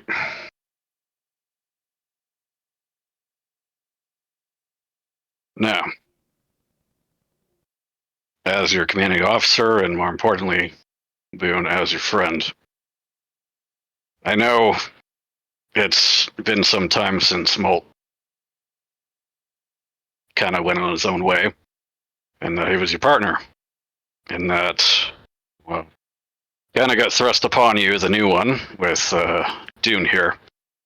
But Dune's also mentioned to me that I believe you mentioned you've been in a team before, and this should be no different.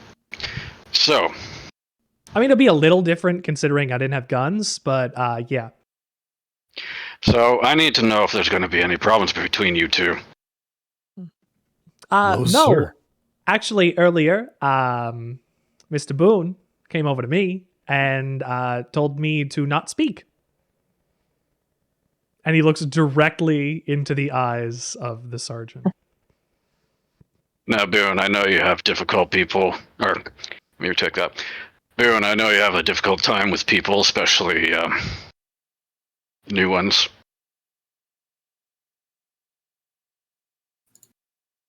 You know that's not going to be viable for our team dynamic, right? I could just make it so you all can hear me and he can't, but that I think would also be counterproductive. Yes. I just told the kid enough of the sass. Simple as that. That's it. You don't have a problem working with him. You don't have any issues with what he does, anything like that. Of course I do. Then There speak it up. is. But that ain't up to me. As long as he can keep it out of my space, he can do whatever he wants. That's not going to fly on this next mission, Boone. I need you to be at, because I need you to be at 100%. I need you to do your job regardless of who or what it is. And I need you to cooperate with everyone on our team, and that includes Dune here. I will tell you, you paired with me, meaning if I was a regular guy and something neglectful happened and I died, that would be on you as my buddy partner there. So imagine I'm a regular guy and I can die. So please don't let me die. I'm a medic. I wouldn't let you do that. Sergeant, would he let me die? Be honest with me. Would he let me die? No.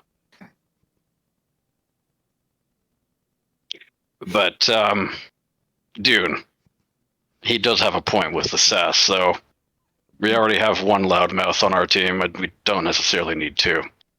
You understand where I'm coming from, though, right? Like, this, like, really sucks for me. I was trying to get my college education. I did homework. There were these little things that were trying to eat me from out of another universe. Then there was Toronto, and it wasn't there anymore. And Dude. then there was this. Oh no, I'm giving you backstory. This is important. Like, if I we're going out don't anywhere, you care. If Okay. I had the power to get you home, I would do it. Oh, I was going to tell you about what could be chasing me, but you don't care. Well, when you put it that way, I just didn't want your whole backstory. Because you kind of ramble on a little bit. Yeah, I'm getting to the good part. Then get straight to the point. Oh, I worked with the team before. There is well, you think I'm weird and freaky and can do all of this stuff that nobody else can do. The guy that's probably chasing us, me, my friends, whatever, for trying to stop him in the first place, is like a billion times worse and is eaten universes. So like, I'm like not joking. Like you might take that as a joke that a guy is eating universes, like some like comic character or something. He's real. I don't know if he's chasing me. I don't know what's going on. But if I step foot out of the ship and we run into something that looks weird and could be like that, I'm letting you guys know and we're getting the fuck out. But I'm not trying to just save my own skin at that point. If I'm stuck with this squad, I'm stuck with this squad. I'm not saving my own ass. Probably like Mr. Medic over here thinks. Again, Yeah, but dude, I've been on a team. And I don't want you to be stuck with our squad. I want you to be part of our squad. There's a difference. You've been on a team before. You should know that difference. Yeah. The difference was these guys treated me with respect, regardless of my upbringing or physical appearance. And what do you think I'm trying to do? I'm not saying you. I'm saying him. I was minding my own business in bed, and this jackass comes over to me and starts yelling about nothing. If this is the kind of people that you run in your squad with, I'm not happy. I'm double not happy. And that means I can't trust him. So, unfortunately, that means I can't trust the rest of the squad. If there's a weak link in the chain, you know. Now, what would have happened if you on your team had lost a teammate and then you just got introduced to a new one within 24 hours and then you're stuck with him? How would you have felt about that? Oh, now you're stuck with me. We're using the language there this time. I'm just using it as an example. I can't be stuck here, but you're stuck with me. I get you. If somebody on my team died, I'd be very upset about it. But unfortunately, where we did come from, I joked about comic characters before. It was like that. Like, we were actually superheroes. We were doing shit. Like, you're not going to believe me. But imagine if, like, there was a bunch of Superman kind of guys running around the city of Toronto, learning how to be good Supermen, and actually fighting crime and doing that stuff. That's what we were trying to do. We were trying to do good for like the world. Okay. So imagine Sarge. I do that and then I'm stuck here with a guy who's yelling at me about shutting up. I'm frustrated. You see, he just won't stop talking. You get what I'm saying, Sarge? Yeah, but None of it's important, and he keeps talking. are you even listening, Boone? None of it's important. Oh, this guy's gonna die first. I'm sorry. I've seen these movies. Look, Dune. We're still dealing with our loss, and everybody deals with that in a different way. He didn't even I like get- him. Yeah, I know. Anyways, I'm asking you to please bear with us a bit. We're adjusting to you and you're adjusting to us. Plain and simple, but I don't want to push you away. I don't want you to feel this is a requirement. I want you to feel that you want to be here. I want you to be part of the team. And Boone, I need you to treat him with a little more respect. Long You as you don't- can you- take it seriously. You don't need to like the guy. You just need to treat him with respect and take care of him. He's your partner. And if I can't rely on you to do that, then I'm going to have to get 2 other people for my squad. Sarge, you know you can trust me. I know you have an issue with people, but I didn't know you had a way with shouting at them the first opportunity you had. There was no shouting. It was kind of shouting. So I need to know, can you 2 work together? Can you 2 have your back? I could work with a pile of rocks. I could work with anybody. Well, he ain't Malt. Nobody's going to be mauled. You don't know what I am yet. I think And that's That's an an adventure. understatement. that's an what we- adventure. That's what we need to know. We know you are different. Hell, I woke up the other day and found out there was a naked alien in our ship for 3 months. Like, so, yeah, this is all kind of rushing at us right now. If it's rushing at all of us, then I believe we can all, and he looks over at Boone, I think we can all slow a roll a little bit, friend. Call me Dune. I think you'll like it. Call me Jesse. Jesse and Dune. All right, I like that. I'm glad we had this talk. Now, Dune, I have one policy that I have. It's an open door policy. You have any issues, you need somebody to talk to, you come talk to me. Doesn't matter Dude. what it is, when it is, my door's open for you. Now, for me, that's like a weird thing because usually these people actually have like offices and office hours. Do I just come up to you or do you have like a room? You can come to my quarters. Works for me. Not everybody uses it, but it's there. And I just do it to try and help the team out, you know? Got to look out for your squad. Exactly. Anyways, do either of you have any questions? Never. Yeah, Dude. one. Yeah, actually, Jesse, you got family back home? As a matter of fact, I do. You stick with me, you'll probably see him again.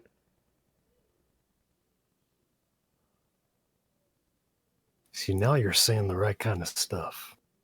I'm starting to get this guy, Sarge. Good. It's just a matter of how to effectively communicate. Hmm. Anyways, thanks for your time, gentlemen. Carry on with whatever you're doing. I'll catch you later. Hmm. And the Sarge gets up and walks out. Okay, excellent. We scene transition. It's a few days later. We are now a little less than 2 days away from the station. I'll zoom in a little more. That we are 45 hours away from Tenebris Station at this point. Oh, what about the thing? The thing? What thing? The ship meeting us. Yeah, they transmitted the video. The ship never shows up. Oh, okay. I didn't think it was a transmission thing. Oh, Yep. okay. So What are the Ship data never comes. transfer speeds on ships these days, Nathaniel? 1 kilobyte. pretty awful. It's all analog. Per? all Oh analog. no! Oh, Per- you have to per- stretch a cable out. You have to send a man out there to get a cable to the other ship. Yeah, that man's out there for a few That's light not what years, analog means, unfortunately. but it could, and it's entertaining to think that it did. He Yeah. just has to stretch one really long Ethernet cord. Oh man, imagine all the cords all over space. Well, could anybody just fly shout out the anywhere? airlock. He's dead. Ethernet would be super helpful with all analog. Send the next guy. It's just a long string of copper. Yeah, no, he got the video got transmitted, and the ship never rendezvoused. So the plan Either worked. they bought it or Yeah. they're going back for backup. That's right, exactly. Or they're going to meet us at the station to blow it up. The only I mean, the grunts would know a lot of this, but the only communique, as far as you were aware, that they got back from the Wayland Lieutenant ship was acknowledged, Mm. and the rendezvous never happened. So, Cool. yeah. Whether that means they'll show up in 2 weeks with a whole bunch of like extra dudes to wipe you out, who knows? But at the moment, they've buggered off. So, Oh, cool. I like suspense. yeah, good. That's excellent because that's what you got. Oh no. So like I said, it's about 45 hours to Tenebris Station at this point, and DeMarco's called in her platoon again, but this time she's laid out like a little schematic of one of the spires. So basically, the station is, if you can imagine it, basically 3 cylindric structures linked together with a huge sort of walkway that links the 3 together into an orbital ring. Mm. Okay, so each spire is kind of self-sufficient and was sort of like a self-contained lab and with quarters and a galley and blah blah blah. Each spire has 6 decks, and like I said, each of them were linked by a catwalk. So basically, the platoons have been split up thusly that each platoon is covering one of the spires. So DeMarco's brought the platoon back. As a reminder, again, that's about 20 people, right? The 2 sections, plus her and her adjutant and so on.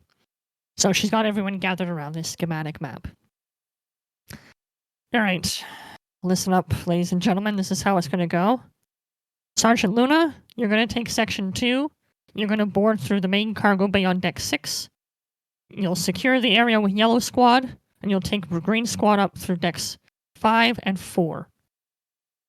Once the area is secured, you'll hold Deck 4 until further orders are given. Sergeant Rav, you'll take Section 1 through the main shuttle bay on Deck 3.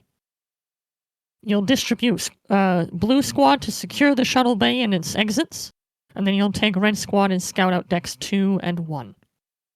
You'll remain on Deck 1 until given further instructions. Understood. Now, remember, kiddos, that weapons are allowed, but you must seal the bulkheads on either end of the section before there's any fire. That means you encounter something that wants to shoot back at you. You wait until those bulkheads are sealed. You get behind something.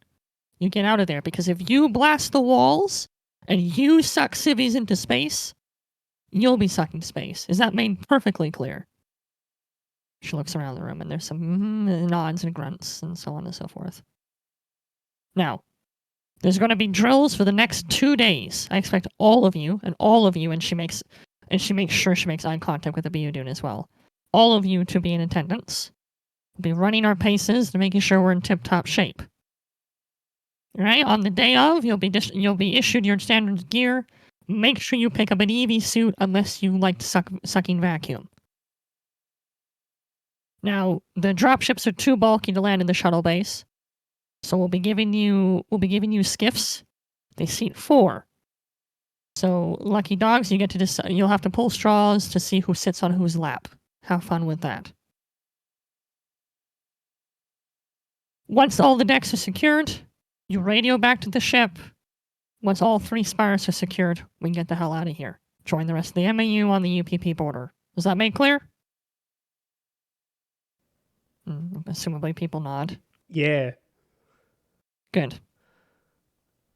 All right, I'm going to leave this map here. Feel free to study it over.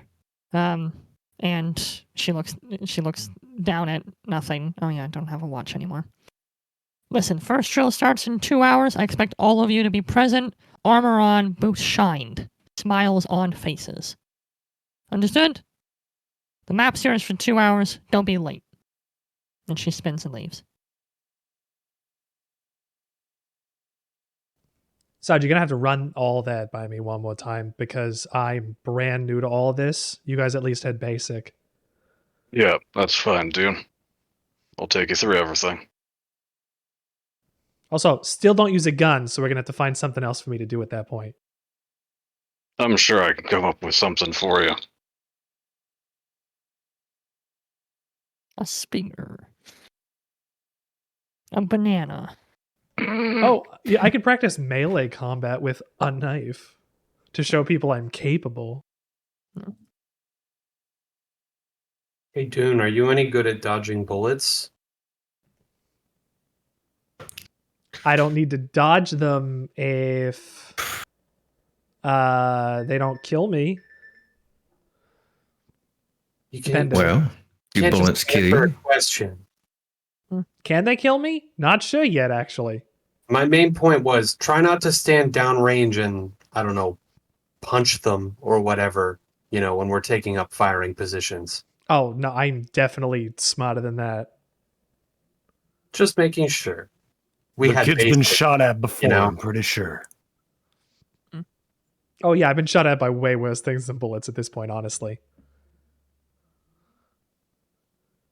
Dude, and you might actually be a Cut him pretty some good asset here. Why do you think that?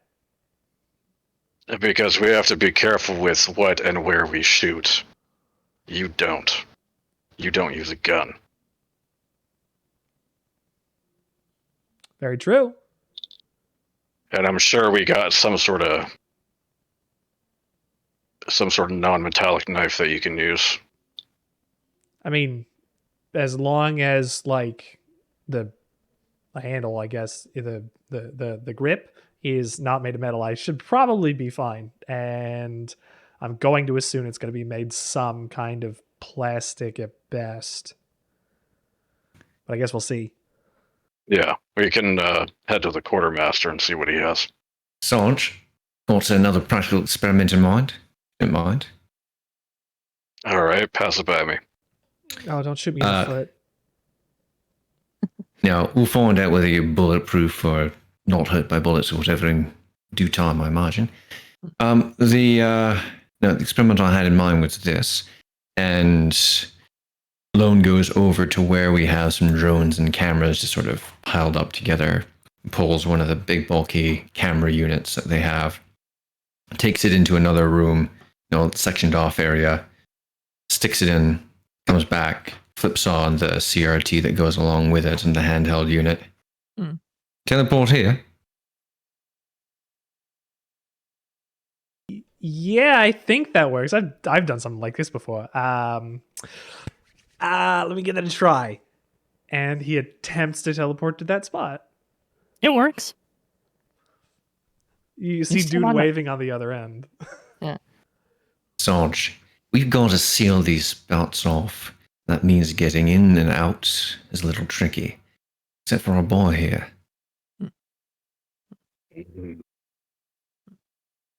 That's I'll leave the grand tactical thoughts up to brilliant military minds like yourselves. But it seems to me this gives us a good opportunity to say, is any particular area free of civvies before we start filling it full of holes, if nothing else? of course. That's some good thinking there, Lone. That's what they pay me for, Sarge. Dune runs back into the room. I had no idea where that went. You did good. I almost got lost. What happens What do you mean? What happens if we get lost? if I get lost? Oh, you mean just walking? Oh, I'm just wondering, is it something can happen when you teleport? Dune's breath catches in his chest for a moment at the thought of that question.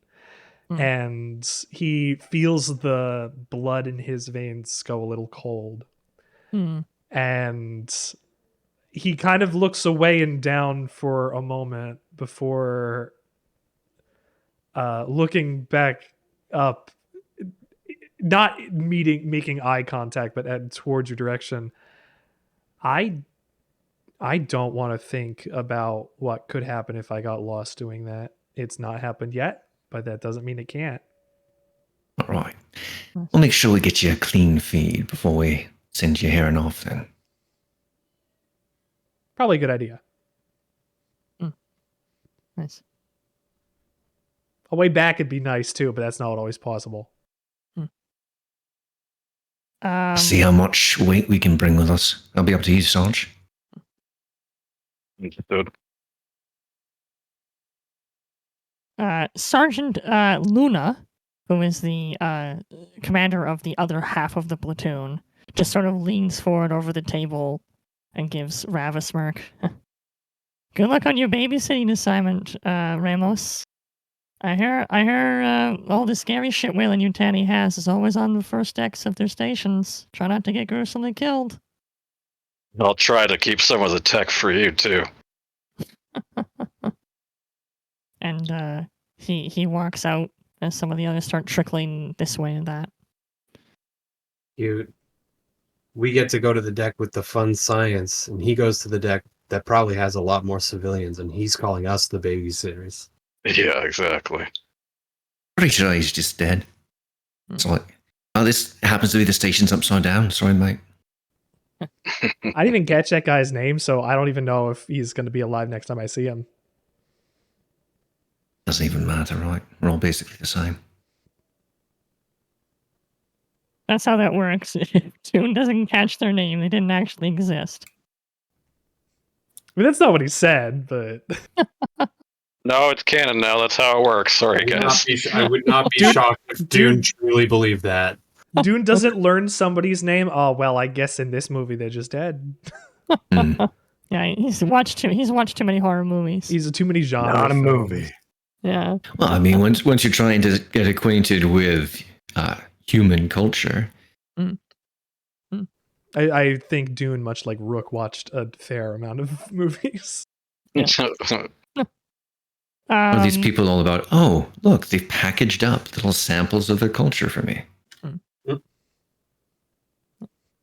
Too bad it's all crazily inaccurate. Yeah. They only do so much. Man, it's only like the fantasy of what somebody thought of the 70s. Wow. The scene sort of fades away, and we transition to a firing range, basically. You can see every sort of... I'm sure everyone's seen a firing range, at least in a movie or whatever. They have the little lanes. You wear the big earmuffs and the goggles or whatever, and you have the pistols and so on, and you shoot the targets, and there's like an adjuster that brings the sheet closer or farther away from you. And you can see every lane is full, and after a Marine goes for a while, they swap out with someone behind them, and everyone's sort of lined up in a queue. And DeMarco walks in and sort of nods at the Marines shooting, and notices Dune just sort of, I don't know, up against a wall or whatever it is you are doing, Dune sitting. I think Dune is observing. I think he wants to get an idea of... These are trained military people, but that doesn't mean that they know how to shoot something. He also did come from a squad that did have a man who literally could always hit the bullseye. Yeah. So his expectations are kind of up there for these rough and tough military men. I think Dune is keeping an eye on which ones to stand... which ones might be a little safer to... get closer into their firing line on. Right. Everyone ranges from like what you would expect like a cop to know, where they kind of aim for center mass. Like nothing's wildly missing. How about our For own most bullets squad? land in the bullet mass. Everyone's a fairly decent Let's roll shot. for it. Let's roll. We are. That is exactly what we're going to do. First roll of Fade to Black to find out who Obiodun observes as the best roll. If everyone can make a ranged combat roll for me, please. Are we using pistols or whatever we want? What's your pistols? Yeah, You sure I can't use my smart gun? yeah. So You would tear That'd out be a our- hole You're- in the you're hull. smart. first of all, your smart gun has an auto tracker on it, so it wouldn't. So that's cheating. It's none of your business, all right? I'm a crack shot. Do I get any bonuses for being really good at it? It's called bonus is whatever that you're points good you at already it, yeah. have. I know. All right. What order Should be- would you like us to roll in? Please go in Spindel, Lone, Boone, Rav. 0 success. Not a one. Jeez, that's a lot of dice. Ouch. Okay, 2 from Lone. My turn? Boone, yep. Correct. Nope, no accounting for luck. Yeah. Kirk's And gonna Rav? get 8. Oh, do I just click on the range combat thing, or do I have to select service pistol? Yeah, do your service pistol and then click the Service attack pistol and button. hit attack, yeah.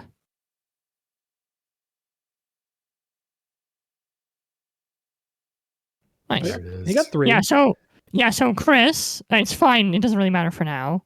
But rather than clicking on range combat, if you click on the actual weapon, because that will account for the accuracy bonus that bonus that the offers. weapon grants. Yeah. Right, You okay. should have had 2 more dice there. Right, I actually put myself at a slight disadvantage there. Yeah. You still got 2 successes though, so there you go. All right. Well, whether or not this is a reflection of how they shoot on every day of you doing, obviously that's not to be seen at the moment. But the dice have spoken for now, at least. Rav is definitely the best shot amongst the group as you watch them on the firing range. So, Captain, I don't think I would have expected anything less from you, honestly. Or Sergeant, I guess. You're not the captain of the ship. Yeah, Sorry. no, it's Still getting used to this. that's all right. Call me Rav if it makes it easier. That might be a little easier. Thank you, Rev. Yeah, good shot, honestly. Not as good as John, but I guess nobody really could be. What? Did he like not miss or something? Oh, you got it in 1. Seriously? Actually, I'm when I say that I came from a place full of supermen, they could really. There was a guy back there. He was called Free Fall. He was really fast. He could stick to walls, and he could punch people really hard. There was this guy. His name was Blue Talon, and he looks off into the middle distance for a second. He had, I don't know what he did. He kicked people real good. But that's not what I mean. There's dozens and dozens and dozens of things that people can do from the place that I came from. Right. I'm not the only one that could do this. I'm used to being in an environment where not, pardon my French here, but everybody's a person here. Yeah, honestly, that sounds like a pretty fantastical place. Little fantastical, honestly. Sounds a little fucked up to me. Got all these people running around with laser beam eyes, flying and punching through things. They're supposed to get any work done. That is their work. I was trying to explain that to I guess Boone before.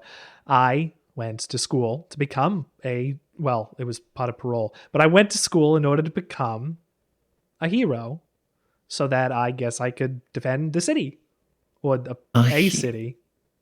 No kidding. Well, now. Yeah. That's what they told me I was going to be when I got signed up. I was just going to say the same thing. Yeah, you know, they We're have to not all give so the... different after all. Well, as far as I know, we weren't doing anything for the capitalist advances of society. But then again, I guess technically I can never really be sure.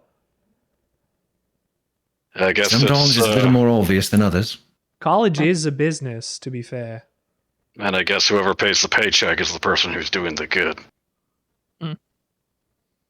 Probably defender of the status quo. Could be good. I don't like any of these titles. You guys are twisting my shit. Just gotta call it do like the I job. see it. When you wake up and you have shit to deal with every single day, it's hard to imagine a world that's different.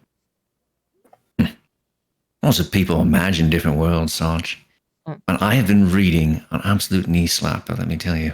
Lieutenant DeMarco makes her way down to the four of you as this conversation continues. Unless you gentlemen have figured out how to shoot bullets from your mouth, I would suggest using your pistols. Dune turns immediately around towards one of the targets downrange and fires a bullet from his mouth using his illusion magic. Right. Oh, what a whiffer. I don't see any impact from that one. Keep trying. Lieutenant DeMarco, that felt pretty flip to me. You should probably court-martial him. Yeah, put me in the stocks. She looks over at Spindle. I'm sure Please? I'm sure Private Abuse didn't mean any harm by it. Anyways, Dune, I am actually here for you. You've already made it clear that you refuse and obviously are not trained with a gun, and frankly, I don't think any of us will trust you with one. But I don't want you to send you over to the station unarmed. What are you trained in? Combat-wise. I can use all manner of martial weaponry. I've been trained in using swords. I can use spears. I've used a glaive a couple times. That was pretty cool. This isn't a gladiator arena. I can give you a knife. Well, Lieutenant, given his special perks, I'm sure something like that would come in real handy.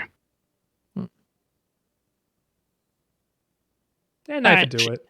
She pulls the knife from her own holster and hands it to you. Give me a couple of basic jabs and a couple of basic defenses. Okay. Clear me some space just in case here. And he goes and does a routine that he would have learned as combat with a short-bladed weapon. Great. I want you to roll close combat, please. Absolutely. Can I add knife to this? I guess it's only for damage. Unless there's a bonus for. Knife has no bonus. Knife has no bonus, so just. Well, I don't even have knife on here, but. Yeah, unfortunately, that would be pretty knife, but. Yeah, but it doesn't matter. Knife doesn't have an accuracy bonus anyways. So just you get a stealth bonus with knife if they're not looking, but that's it. Yeah. That's 2. Okay. All right. Perfect. That's great. DeMarco nods. She doesn't look overly impressed, but I don't think anyone's ever seen her overly impressed, so she just nods at you and goes, all right. I'm convinced at least of your close combat competency. Oh, if there was ever a tournament in this and we went 1-to-1, I don't think you'd be standing. But then again, that's a CSA. You talk a big game, Abiadu, and I hope that you can back it up on the field. 100%. We'll see, I guess. And then she continues making her rounds with the other Marines. I think she's getting sweet on me, boys. I think someone's dreaming of another world. Yeah, what book were you reading a little bit ago there? Oh, this is a laugh, right? There's this fellow, see, a couple hundred years ago, thinks that everybody just wants to give everybody everything they've got. Like, share it. Yeah, I'll share it with you. We'll start living out the Communist Manifesto. Read it for yourself. Oh, I already read that a long time ago when I first came here. Well, not here. Right? Funniest book I've ever read. It's one of the classics. I reread it every year just to remind myself how much people can get it all wrong. It is a little different when you've actually lived in some kind of commune, but I guess you have your own views. Some kind of commune. You got to tell me a little bit more about this whole different world thing going on. Got your own Earth. Now you're talking about communes. So He that lives was in a commune. before that. That was before that. This Before explains. Earth. This explains so much why you find the need to share everything that pops into your head. It all lines up now. Saj, this guy got a problem? He's just He trying to doesn't- share with you. He he- he wants to make sure that you, whatever he's got inside of him. Just like It's all boom, he yours. hasn't even said hello to me, and he's already throwing shade. Shade. And don't you even worry about it. Look, every one of us here is here because we have to be. It's just that kind of world. I never really thought that there was any other. Thought about it, but never imagined that there was somebody who thought that it was real. My own story is a long one, and I won't bore you with it. But I can tell you for absolutely certain, not a single person here in this room, in this ship, hell, probably in whatever sector space we happen to be crawling through right now, whatever shit sector we're in right now, wants to be exactly where they are. So, I gotta admit to you, probably a little bit of the sour that you're experiencing is the same sort of thing that I've seen all too often. Nobody gives a fuck about everybody else because they're too busy stewing in their own juices. Just nobody wants to be here. So, when you're thinking to yourself, shit, I don't want to be here. I just woke up an hour ago. What the hell am I being pressed into all of this? Everybody's thinking the same damn thing. Ah, so we are all living in a commune then. Might as well. Everything I've got is yours, mate. Every single one of my books, it's all three of them. All of the got rot that I've managed to pick up, all three of those. Everything. Want my shoes? They don't fit you, but you're welcome to them. And that's the entirety of my physical possessions. You're welcome. Love capitalism. Love how this worked out for all of us. The lieutenant swings back. Gentlemen, there seems to be a lot of fucking talking from your booth. Pick your pistols back up and finish the training. Oh, yes, sir. This is my favorite part. Just love shooting things. She There it huffs goes. again and keeps on. And as we transition one more time, this time the klaxons are going off around the ship again. But these are a different kind of klaxon. Rather than a glaring horn like an ambulance passing by or a fire truck, there's more of a steady hum. And everyone on board the ship, except maybe Dune, knows what this klaxon means. It's time to head for the hangar bay. Suit up. It's mission time. And so we're treated to montages of each of our Marine characters strapping in their armor, grabbing their helmets. We got a sweet shot of Spindell strapping into the harness of his smart gun and testing out the auto targeting. We got our other Marines, loading up and testing out the sights on their pulse rifles and grabbing their sidearms and loading them in and all of that, and grabbing all of their gear and their med kits and strapping in and hustling down the corridors towards the hangar. And there's loud thumping, right, like sheets of thunder as Marines bearing 50 pounds of equipment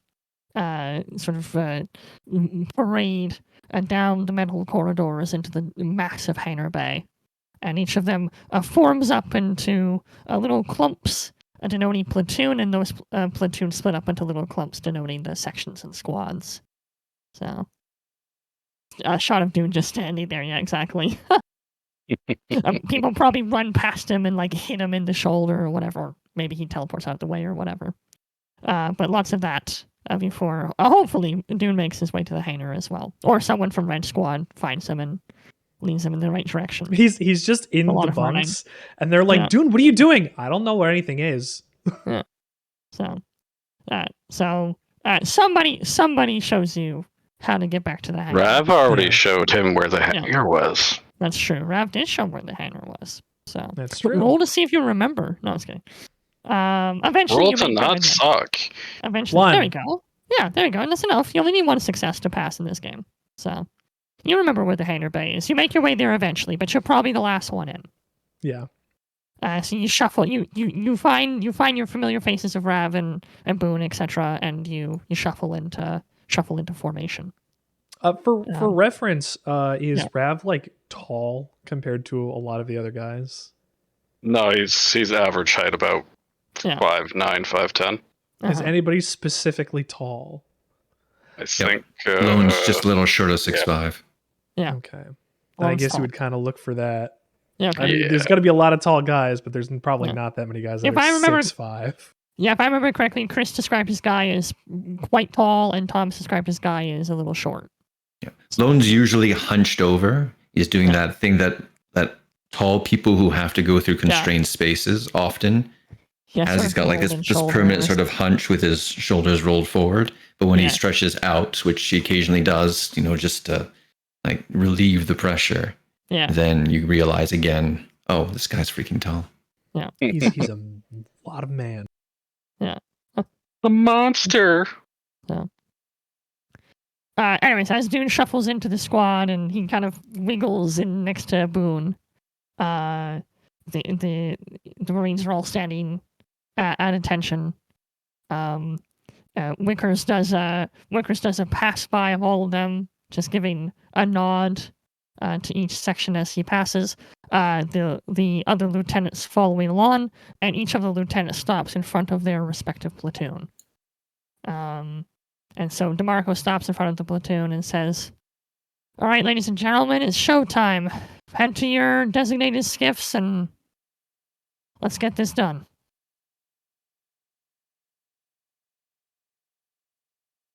She turns to Sergeant Rav. Are Blue Squad and Red Squad ready to go, Sergeant? Yes, sir. Excellent. She turns to Sergeant Luna. Are Green and Yellow Squads ready to go, Sergeant? Yes, sir. Green Excellent. and yellow line. Good. Then head to your skiffs. Let's go. And she gives a nod to each. Or she tries to anyway. She gives a nod to each of you as you sort of bustle on. And everyone has to basically do like a pretty enthusiastic jog in order to keep up with the man in front of them as they march to the skiffs. Now, these skiffs that you're transporting over in are basically like, imagine a dune buggy. Yeah, Dune. A what? Sorry? But like fully sealed in. So it is meant for going out into space. This would be something that would probably be used as like a service vessel. It has little actuator arms on it. So this is a vehicle that you might use, for example, if you needed to do maintenance on a comm array on the outside of the ship or something like that. You take this out, and then you could use the little arms to do whatever manipulations you need to do. So that's kind of what it's designed for. It's definitely not designed for comfort. It's not designed for planet fall. But it's small and compact, which is perfect for entering the little shuttle bays on this space station. Now, it does seat 4, and each squad has 5 people in it. So you have to get real friendly to climb in. So Is there not something to hold on to on the ceiling? No, it's like little seats. Oh, right. So the 5th man is either having to like sort of squat in between 2 seats and hold on to the bars, or he's having to like lean on someone's chair or something, or sit on someone's lap. Dune- Rav- Don't you worry, Dune, good night. Since we're sharing everything, why don't you just sit yourself right down? Well- Backfiring so well. I would love to. However, you look real comfortable right now. I'm not even going to ask you to get up. Fair. Plus, you're Yeah. carrying more gear than I am. You need your rest. And Dune like sits between like that chair and the one next to it. Who would be next to him? So Rav is in the driver's seat. That would be standard practice. The sergeant's usually the driver. Boone would be next to him, and then Lone and Spindell would be sitting in the two back seats. Then between Lone So. and Spindell, I guess. Yeah. Yeah, sorry, Dune. If I didn't have this gun on my lap, I'd offer you a seat. Yeah. I mean, it's Wes. I could be sitting bitch, I guess. Yeah. Also, since we're flying into it, I just want you to know, it's not a personal problem. It's a professional one.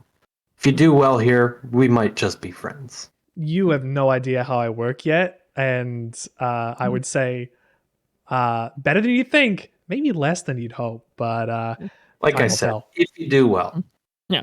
I'm giving If you I a do fair well, shot. nah. when I do well is a guarantee. If As the is happening in the background, yeah, things are exactly, shaking. exactly.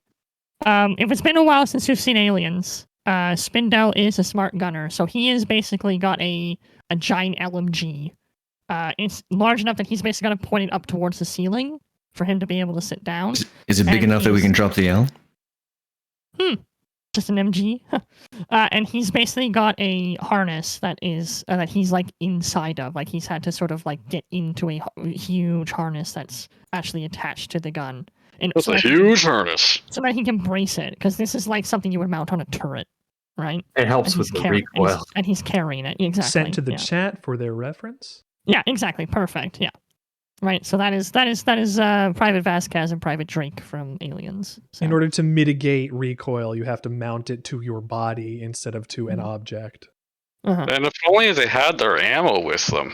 So they did. Remember? Anyways, let's not get into the movie. They kept their ammo, but anyway. All right, pause the game. We have a movie to watch. A little bit of nerd sniping there We for have a just a moment. specific like 15 minutes to watch.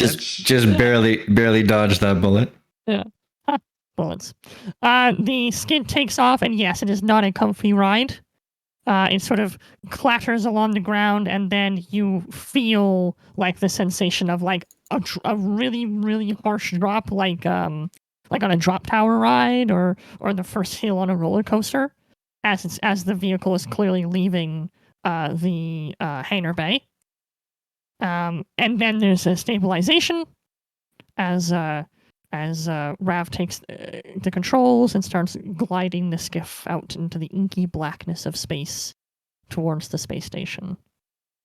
I love inky black stuff. DeMarco gives a communication into the skiff's comms, so you can like hear it over like a little intercom attached to the front seat of the skiff. All right, Red Squad. Land in the main shuttle bay on deck 3. Secure deck 3, then deck 2, then deck 1.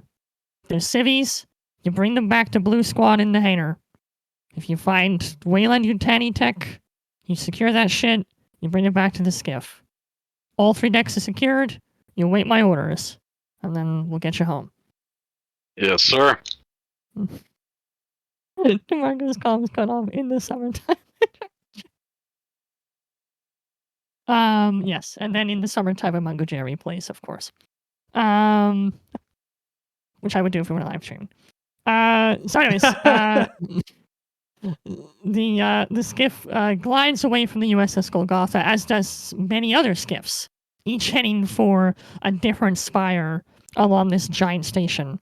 And there aren't observation windows on the skiff. That would be terrible because if the glass broke or something, that would be space, right? Unfortunately, all the other skiffs blow up, though. Transparent this- aluminum. At this point, all of you not only are in your armor, but you're also all in full EV suits. So a little extra bulk, yay! Dune, you're offered an EV suit. Do you wear it? I was Mm. able to survive out 3 months in space unconscious. No. However- you survived an indeterminate amount of time, and they were stored on a cargo ship for 3 months before being And- transferred to this ship. And then for slept 3 another months. 3 months. I Think don't know about it. how I don't think that's long- the real question. Right. I don't know how long I've actually been floating out into space, which is, No. but that was when I was unconscious. I think Dude would make the decision to be like, well, it could have been like battery saver mode where like my organs and stuff just stopped kind of working, and I was. But it kind of also has some asleep. impact on why it took you 3 months to wake up. Maybe that, but it's also you possible. look human right now. That's why I look human right now. So taking the suit is a-okay because I don't know if I'll actually be able to survive the vacuum if I'm awake. Gotcha. So I will make note of that. Okay. You don't need to add that to your gear or anything. I did already. Oh, okay. That's fine. Anyways, EV suits over top of the armor. So. Oh, but our EV suits are made out of iron. I'm so sorry. Yeah. Anyways, so you're rocking all of those. So the EV suits have comms, so each of you can speak to each other. But this isn't Star Trek, so you can't just like tap a thing and talk to anyone you want. Once you're out of once you're out of radio range of the ship, you're gonna have to be relying on yourselves. Anyway, so the skiffs take off various directions. The two skiffs bearing your squad and the other half of Rav's section, Blue Squad, are both heading towards the shuttle bay. And So GM, question about technology and transmission between us. Yeah. The Aliens movie suggests again that they're using very analog tech because they can have transmission of signals that are bad in quality but don't just cut off. Yeah. Right? If it was a digital signal, it's either basically just be perfectly on or clear off. or not working at all. yes. Or intermittent frames at best. Yes. But the frames themselves mostly being fine. Mm-hmm. So that suggests that we can have interrupted comms, but partial comms. Will you let us know if that is the case, where we're catching some words and not others? Yes, I will. Okay. Does somebody have a comm pack or something like the squad leader or something might have? Something? Well, I used to have Presumably, I patch us into the station's comm system when we have the chats. Yes, that would be the plan. So one of the comm tech's first job probably would be to try to get that secured once you're And there inside. you go. Okay. So, all right, and as the two skiffs approach, they go parallel to the main shuttle door, and you wait for a second, and when it's clear the doors are going to open, DeMarco radios back. You're just on the edge of the range, so it's choppy. Wait.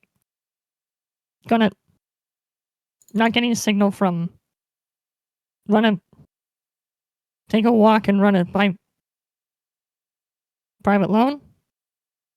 Oh, I was hoping that might be pot that got cut. Sarge, I think that's calling for me to open up a door. Yep. Sounded like something to do with a bypass. I'm sure you know what they meant. All right, Spindle, if you wouldn't mind watching my ass. Not a problem. It looks so good when you're working. You know it.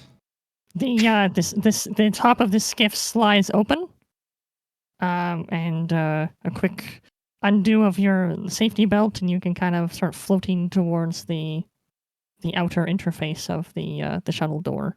Yeah. Now, how good is our green screen right Before now? I do that, I play whatever light I happen to have on my EV suit over the area. I'm trying to work out not only where's the attachment point for the door patch panel, but also what else am I seeing here? So it's like I said, it's a huge station. The two skiffs should be able to glide in next to each other pretty easily. It's smooth ebon black metal, probably why it was named such. The station looks but a shadow on the nearby star in this system. Is this something that we would recognize as being fairly common to Wayland installations, or is this catch us by surprise?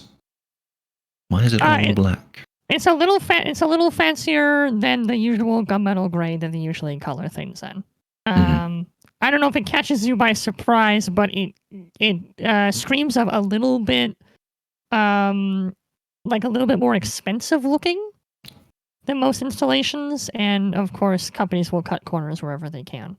Right. So the fact that it's a little more expensive suggests that the things inside are a little bit more important and or dangerous. Or Yeah. dead. All right. Yeah. So, in that case, Lone waits for Spindel to be at the ready and makes sure that he doesn't see any obvious damage, any, black gooey things leaking out into the void. I don't know why you would even suggest that. Any tentacles at the ready. Fingers, maybe. Yeah. And making sure there's nothing in the way of like automated turrets that are even now pivoting in their direction. What are you talking about? There's nothing like that in this universe. I don't know what you mean. Signs don't lie. I tell you what, there could be another dune behind that door too. I don't know. There's a sign on the space station that says, "We're a friendly space station. Nothing bad happens here." Naturally. I would be more concerned if the space station had a sign that big that said that. So once I have read that sign, yes, and been deeply reassured by it, and seeing no other obvious instances of anything threatening, assuming you don't want me to roll to see if I find anything particularly threatening, I head out and use the thruster pack on my EV to give me just a little. So we're sure there's nothing here. There's nothing here that will instantaneously murder me. Nathaniel, you're sending us into a station. Yeah. You set us at a point where we started at Fixta like 7 years ago, and we have these expectations that have we know grown what this since means. then. We know what we're means. getting into. We have to be careful. Well, the one thing you need to be careful of is your battery power on your flashlight because it gets drained super fast in space. Yes. Yeah, that's right. And holding the doors closed it sucks the battery down all that much faster. How am I supposed to keep Foxy out? You. Watch out for the bears. We all know Nathaniel's not going to spring anything on us now. Our mode of transportation still works. This is For true. now. It's right there. Yeah. But I mean, you could get rid of the comm guy right off the bat and make it so much easier. Yeah. You need to fill your quota of death. Like, come on. Let's split us up into our pairs before I start killing people. All right. The crackle of the comms hiss, and Spindel goes, "All right, Lone, I'm in position to cover you. You're welcome to go whenever you're ready." Well, in that case, I'll just stay here. And Lone presses down on his EV pack and gives himself a little bit of thrust, just the tiniest bit, so that he slowly but surely makes his way over to the patch panel and can stop himself with just a light touch. Okay, and I won't make you roll for the bypass because you're not at the moment under threat. So, At the moment. You know of. you were so diligent to check. That's right. It's like dealing with any demon. You have to go through the entire list of things. Oh, it's like that one room. Yeah. We're not in the hallway yet. So anyways, you run the bypass. After a few minutes, the shuttle bay goes... There's a hiss. From inside, obviously, you wouldn't hear from space. But anyways. The shuttle bay rises. And you bring it to a point at which the skiffs can both glide in carefully. And assumably they do so. All right. While I am patched into the door system, I would like to see if I can get comms and or cameras. The exterior panel only controls the door controls. Well, only controls the that makes a lot of sense, but thought I would give it a try anyways. Is there a back door controls? Let me rephrase that. I mean, you could try to see if you could get more from this panel, but that's well, as long as I'm waiting for the skiffs to glide in anyways. Okay, let's do it. What else am I doing with my life, right? Oh, let's give me a Comtech roll. Don't forget to add your bonuses and so on. Comtech, we've got... Can this be considered using my diagnostic device? Yep. Yeah, you can add that to any Comtech roll, and this is a door, I guess. No, no, it's not. You're not opening the door though. This is looking for other things. So. Well, let's see here. I'll give you the bonus from your diagnostics, but I won't give you the bonus from bypass. All right. As he does that, Nathaniel, I have two questions. Do our suits have Geiger counters, and how does Dune feel?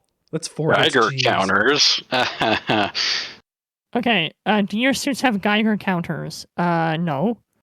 Okay. How does Dune feel like in the skiff? How does he feel? Yeah, how has he felt since he's left the ship? And it's right way now? better. It's way better. It's like you've been eating the same meal over and over again. That's been giving you indigestion, and finally You ate something It's nicer. better now? Now that you're in around less metal, yeah, in the skiff, it's better. Ah, okay. Now, yes, around less metal is the assumption at the moment that Dune can work At the on. moment. Correct. And At the also, moment, okay. also the alien universe was before Chernobyl, so we don't know anything about how bad radiation could be.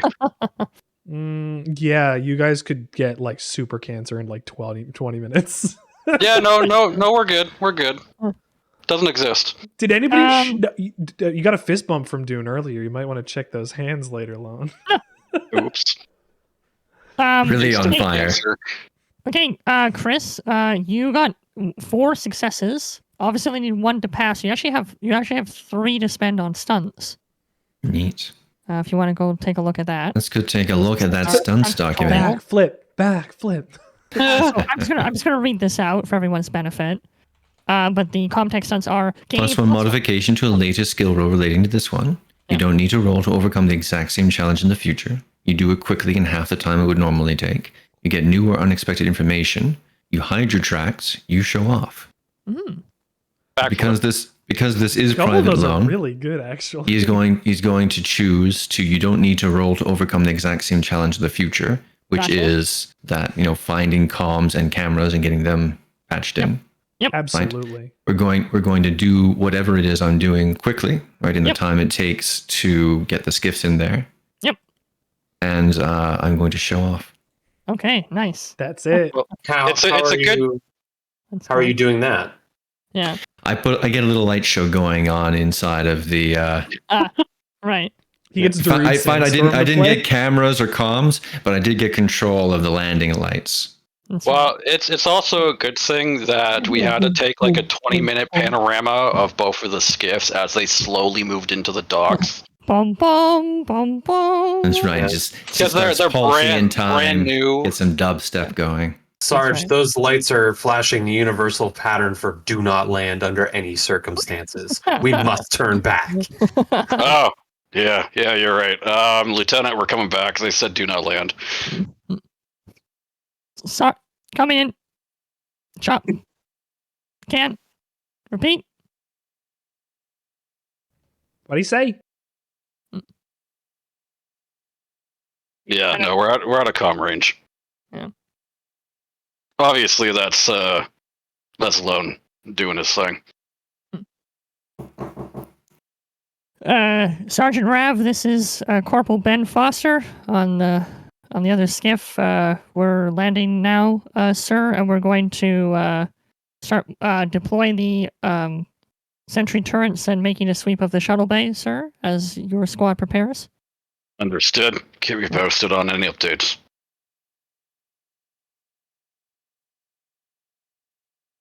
I was also going to make a who's there joke. When like somebody knocked on the door to the shuttle bay. Yeah. Oh, hello, Mr. Alien. Nice to meet you. No, thank you. Yeah, no thanks.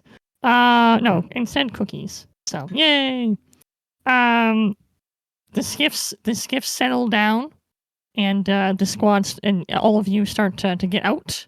It was a pleasant ride, but an uncomfortable one. So at the very least, you're glad to be on your feet and stretching your legs and all of that, or stretching your LMG in the case of the machine gunners. So, Blue Squad is identical in terms of its composition, outside of the fact that it doesn't have. There's only the one sergeant. So there's Rav, there's Boone, there's Abiodun, there's Lone, there's Spindel, and then there's 4 other dudes.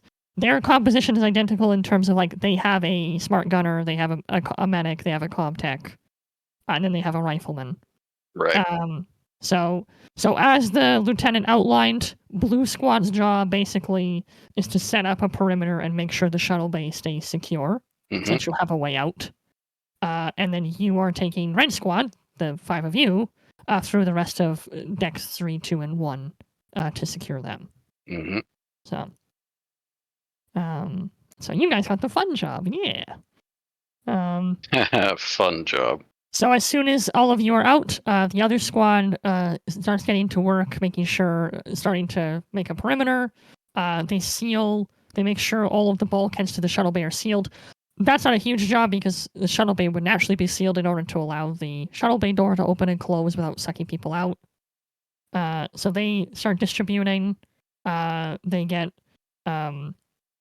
they bring out two huge duffel bags, and as they unzip them, you see that they have like portable smart turrets, like the ones in the movies.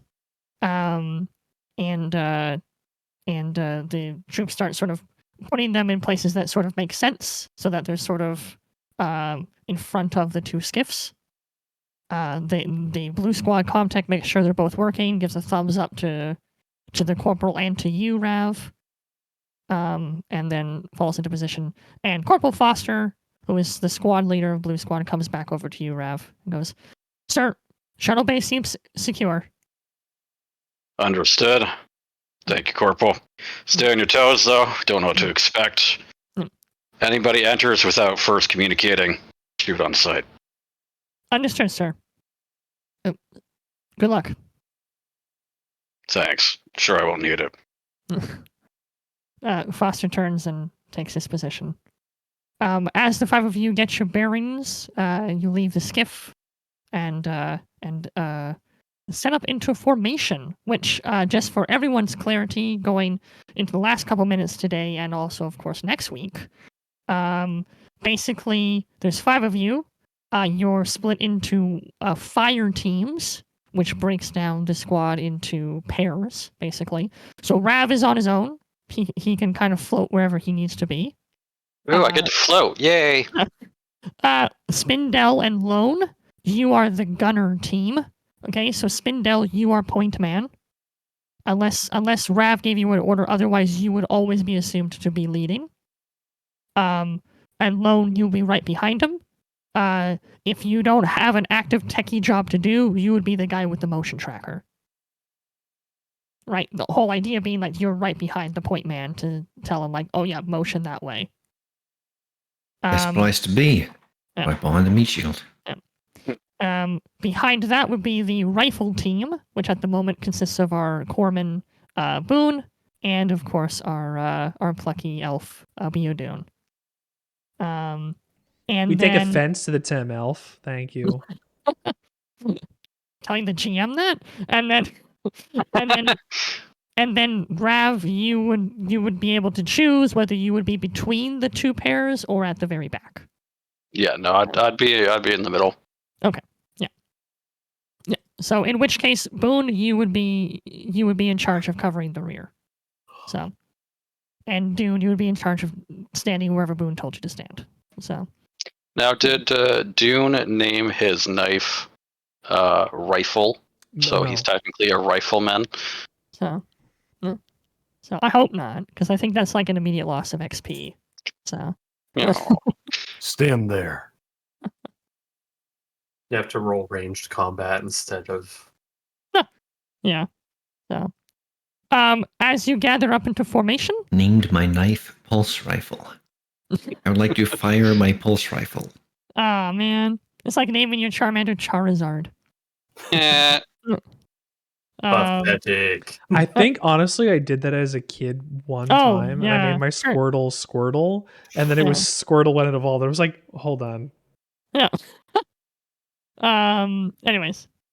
So as you guys group up and begin to move in a particular direction, Dune, so you're kind of, so if you guys can all imagine, you're kind of in like almost an X pattern, right? So Spindell's at the front, Lone's right behind him, or maybe like a upside down Y. Like an Rav's echelon pattern. Rav's behind that, and then Boone and the Beodune are kind of next to each other. Mm-hmm. So sort of like that. So you kind of make like a triangle going forward. Triangular. Wide rear. Wide rear and Like a pointed Pixar mom. front. Wow.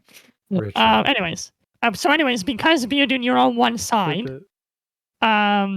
You feel something like bonk your leg, like really gently, like an animal brushing up by you.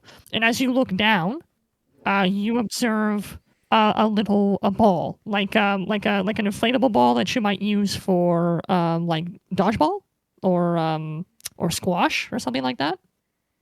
It's not like a big beach volleyball, but like a smaller it's bright orange.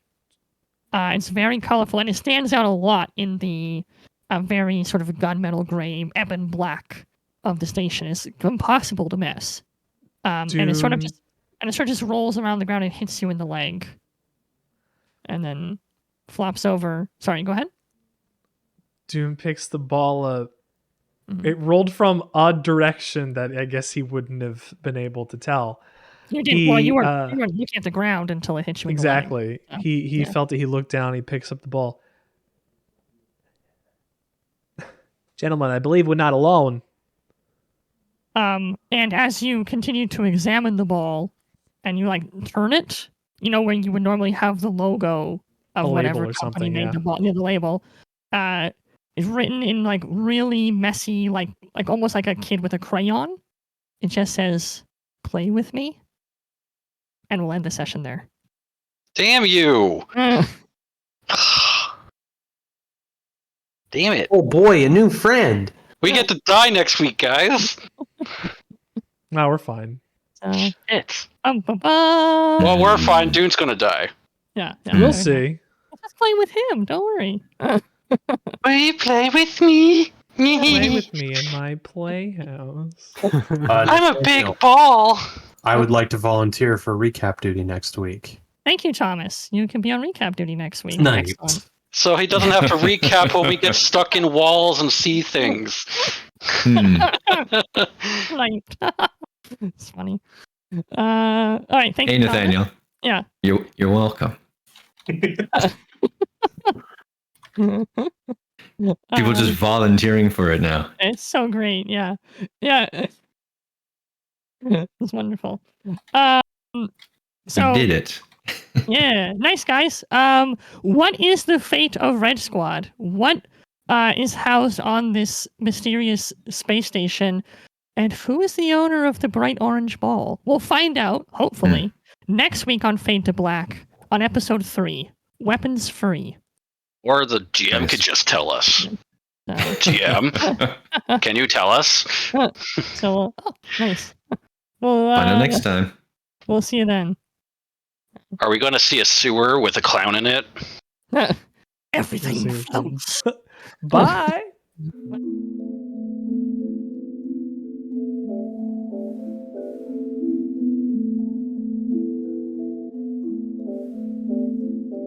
Mm-hmm.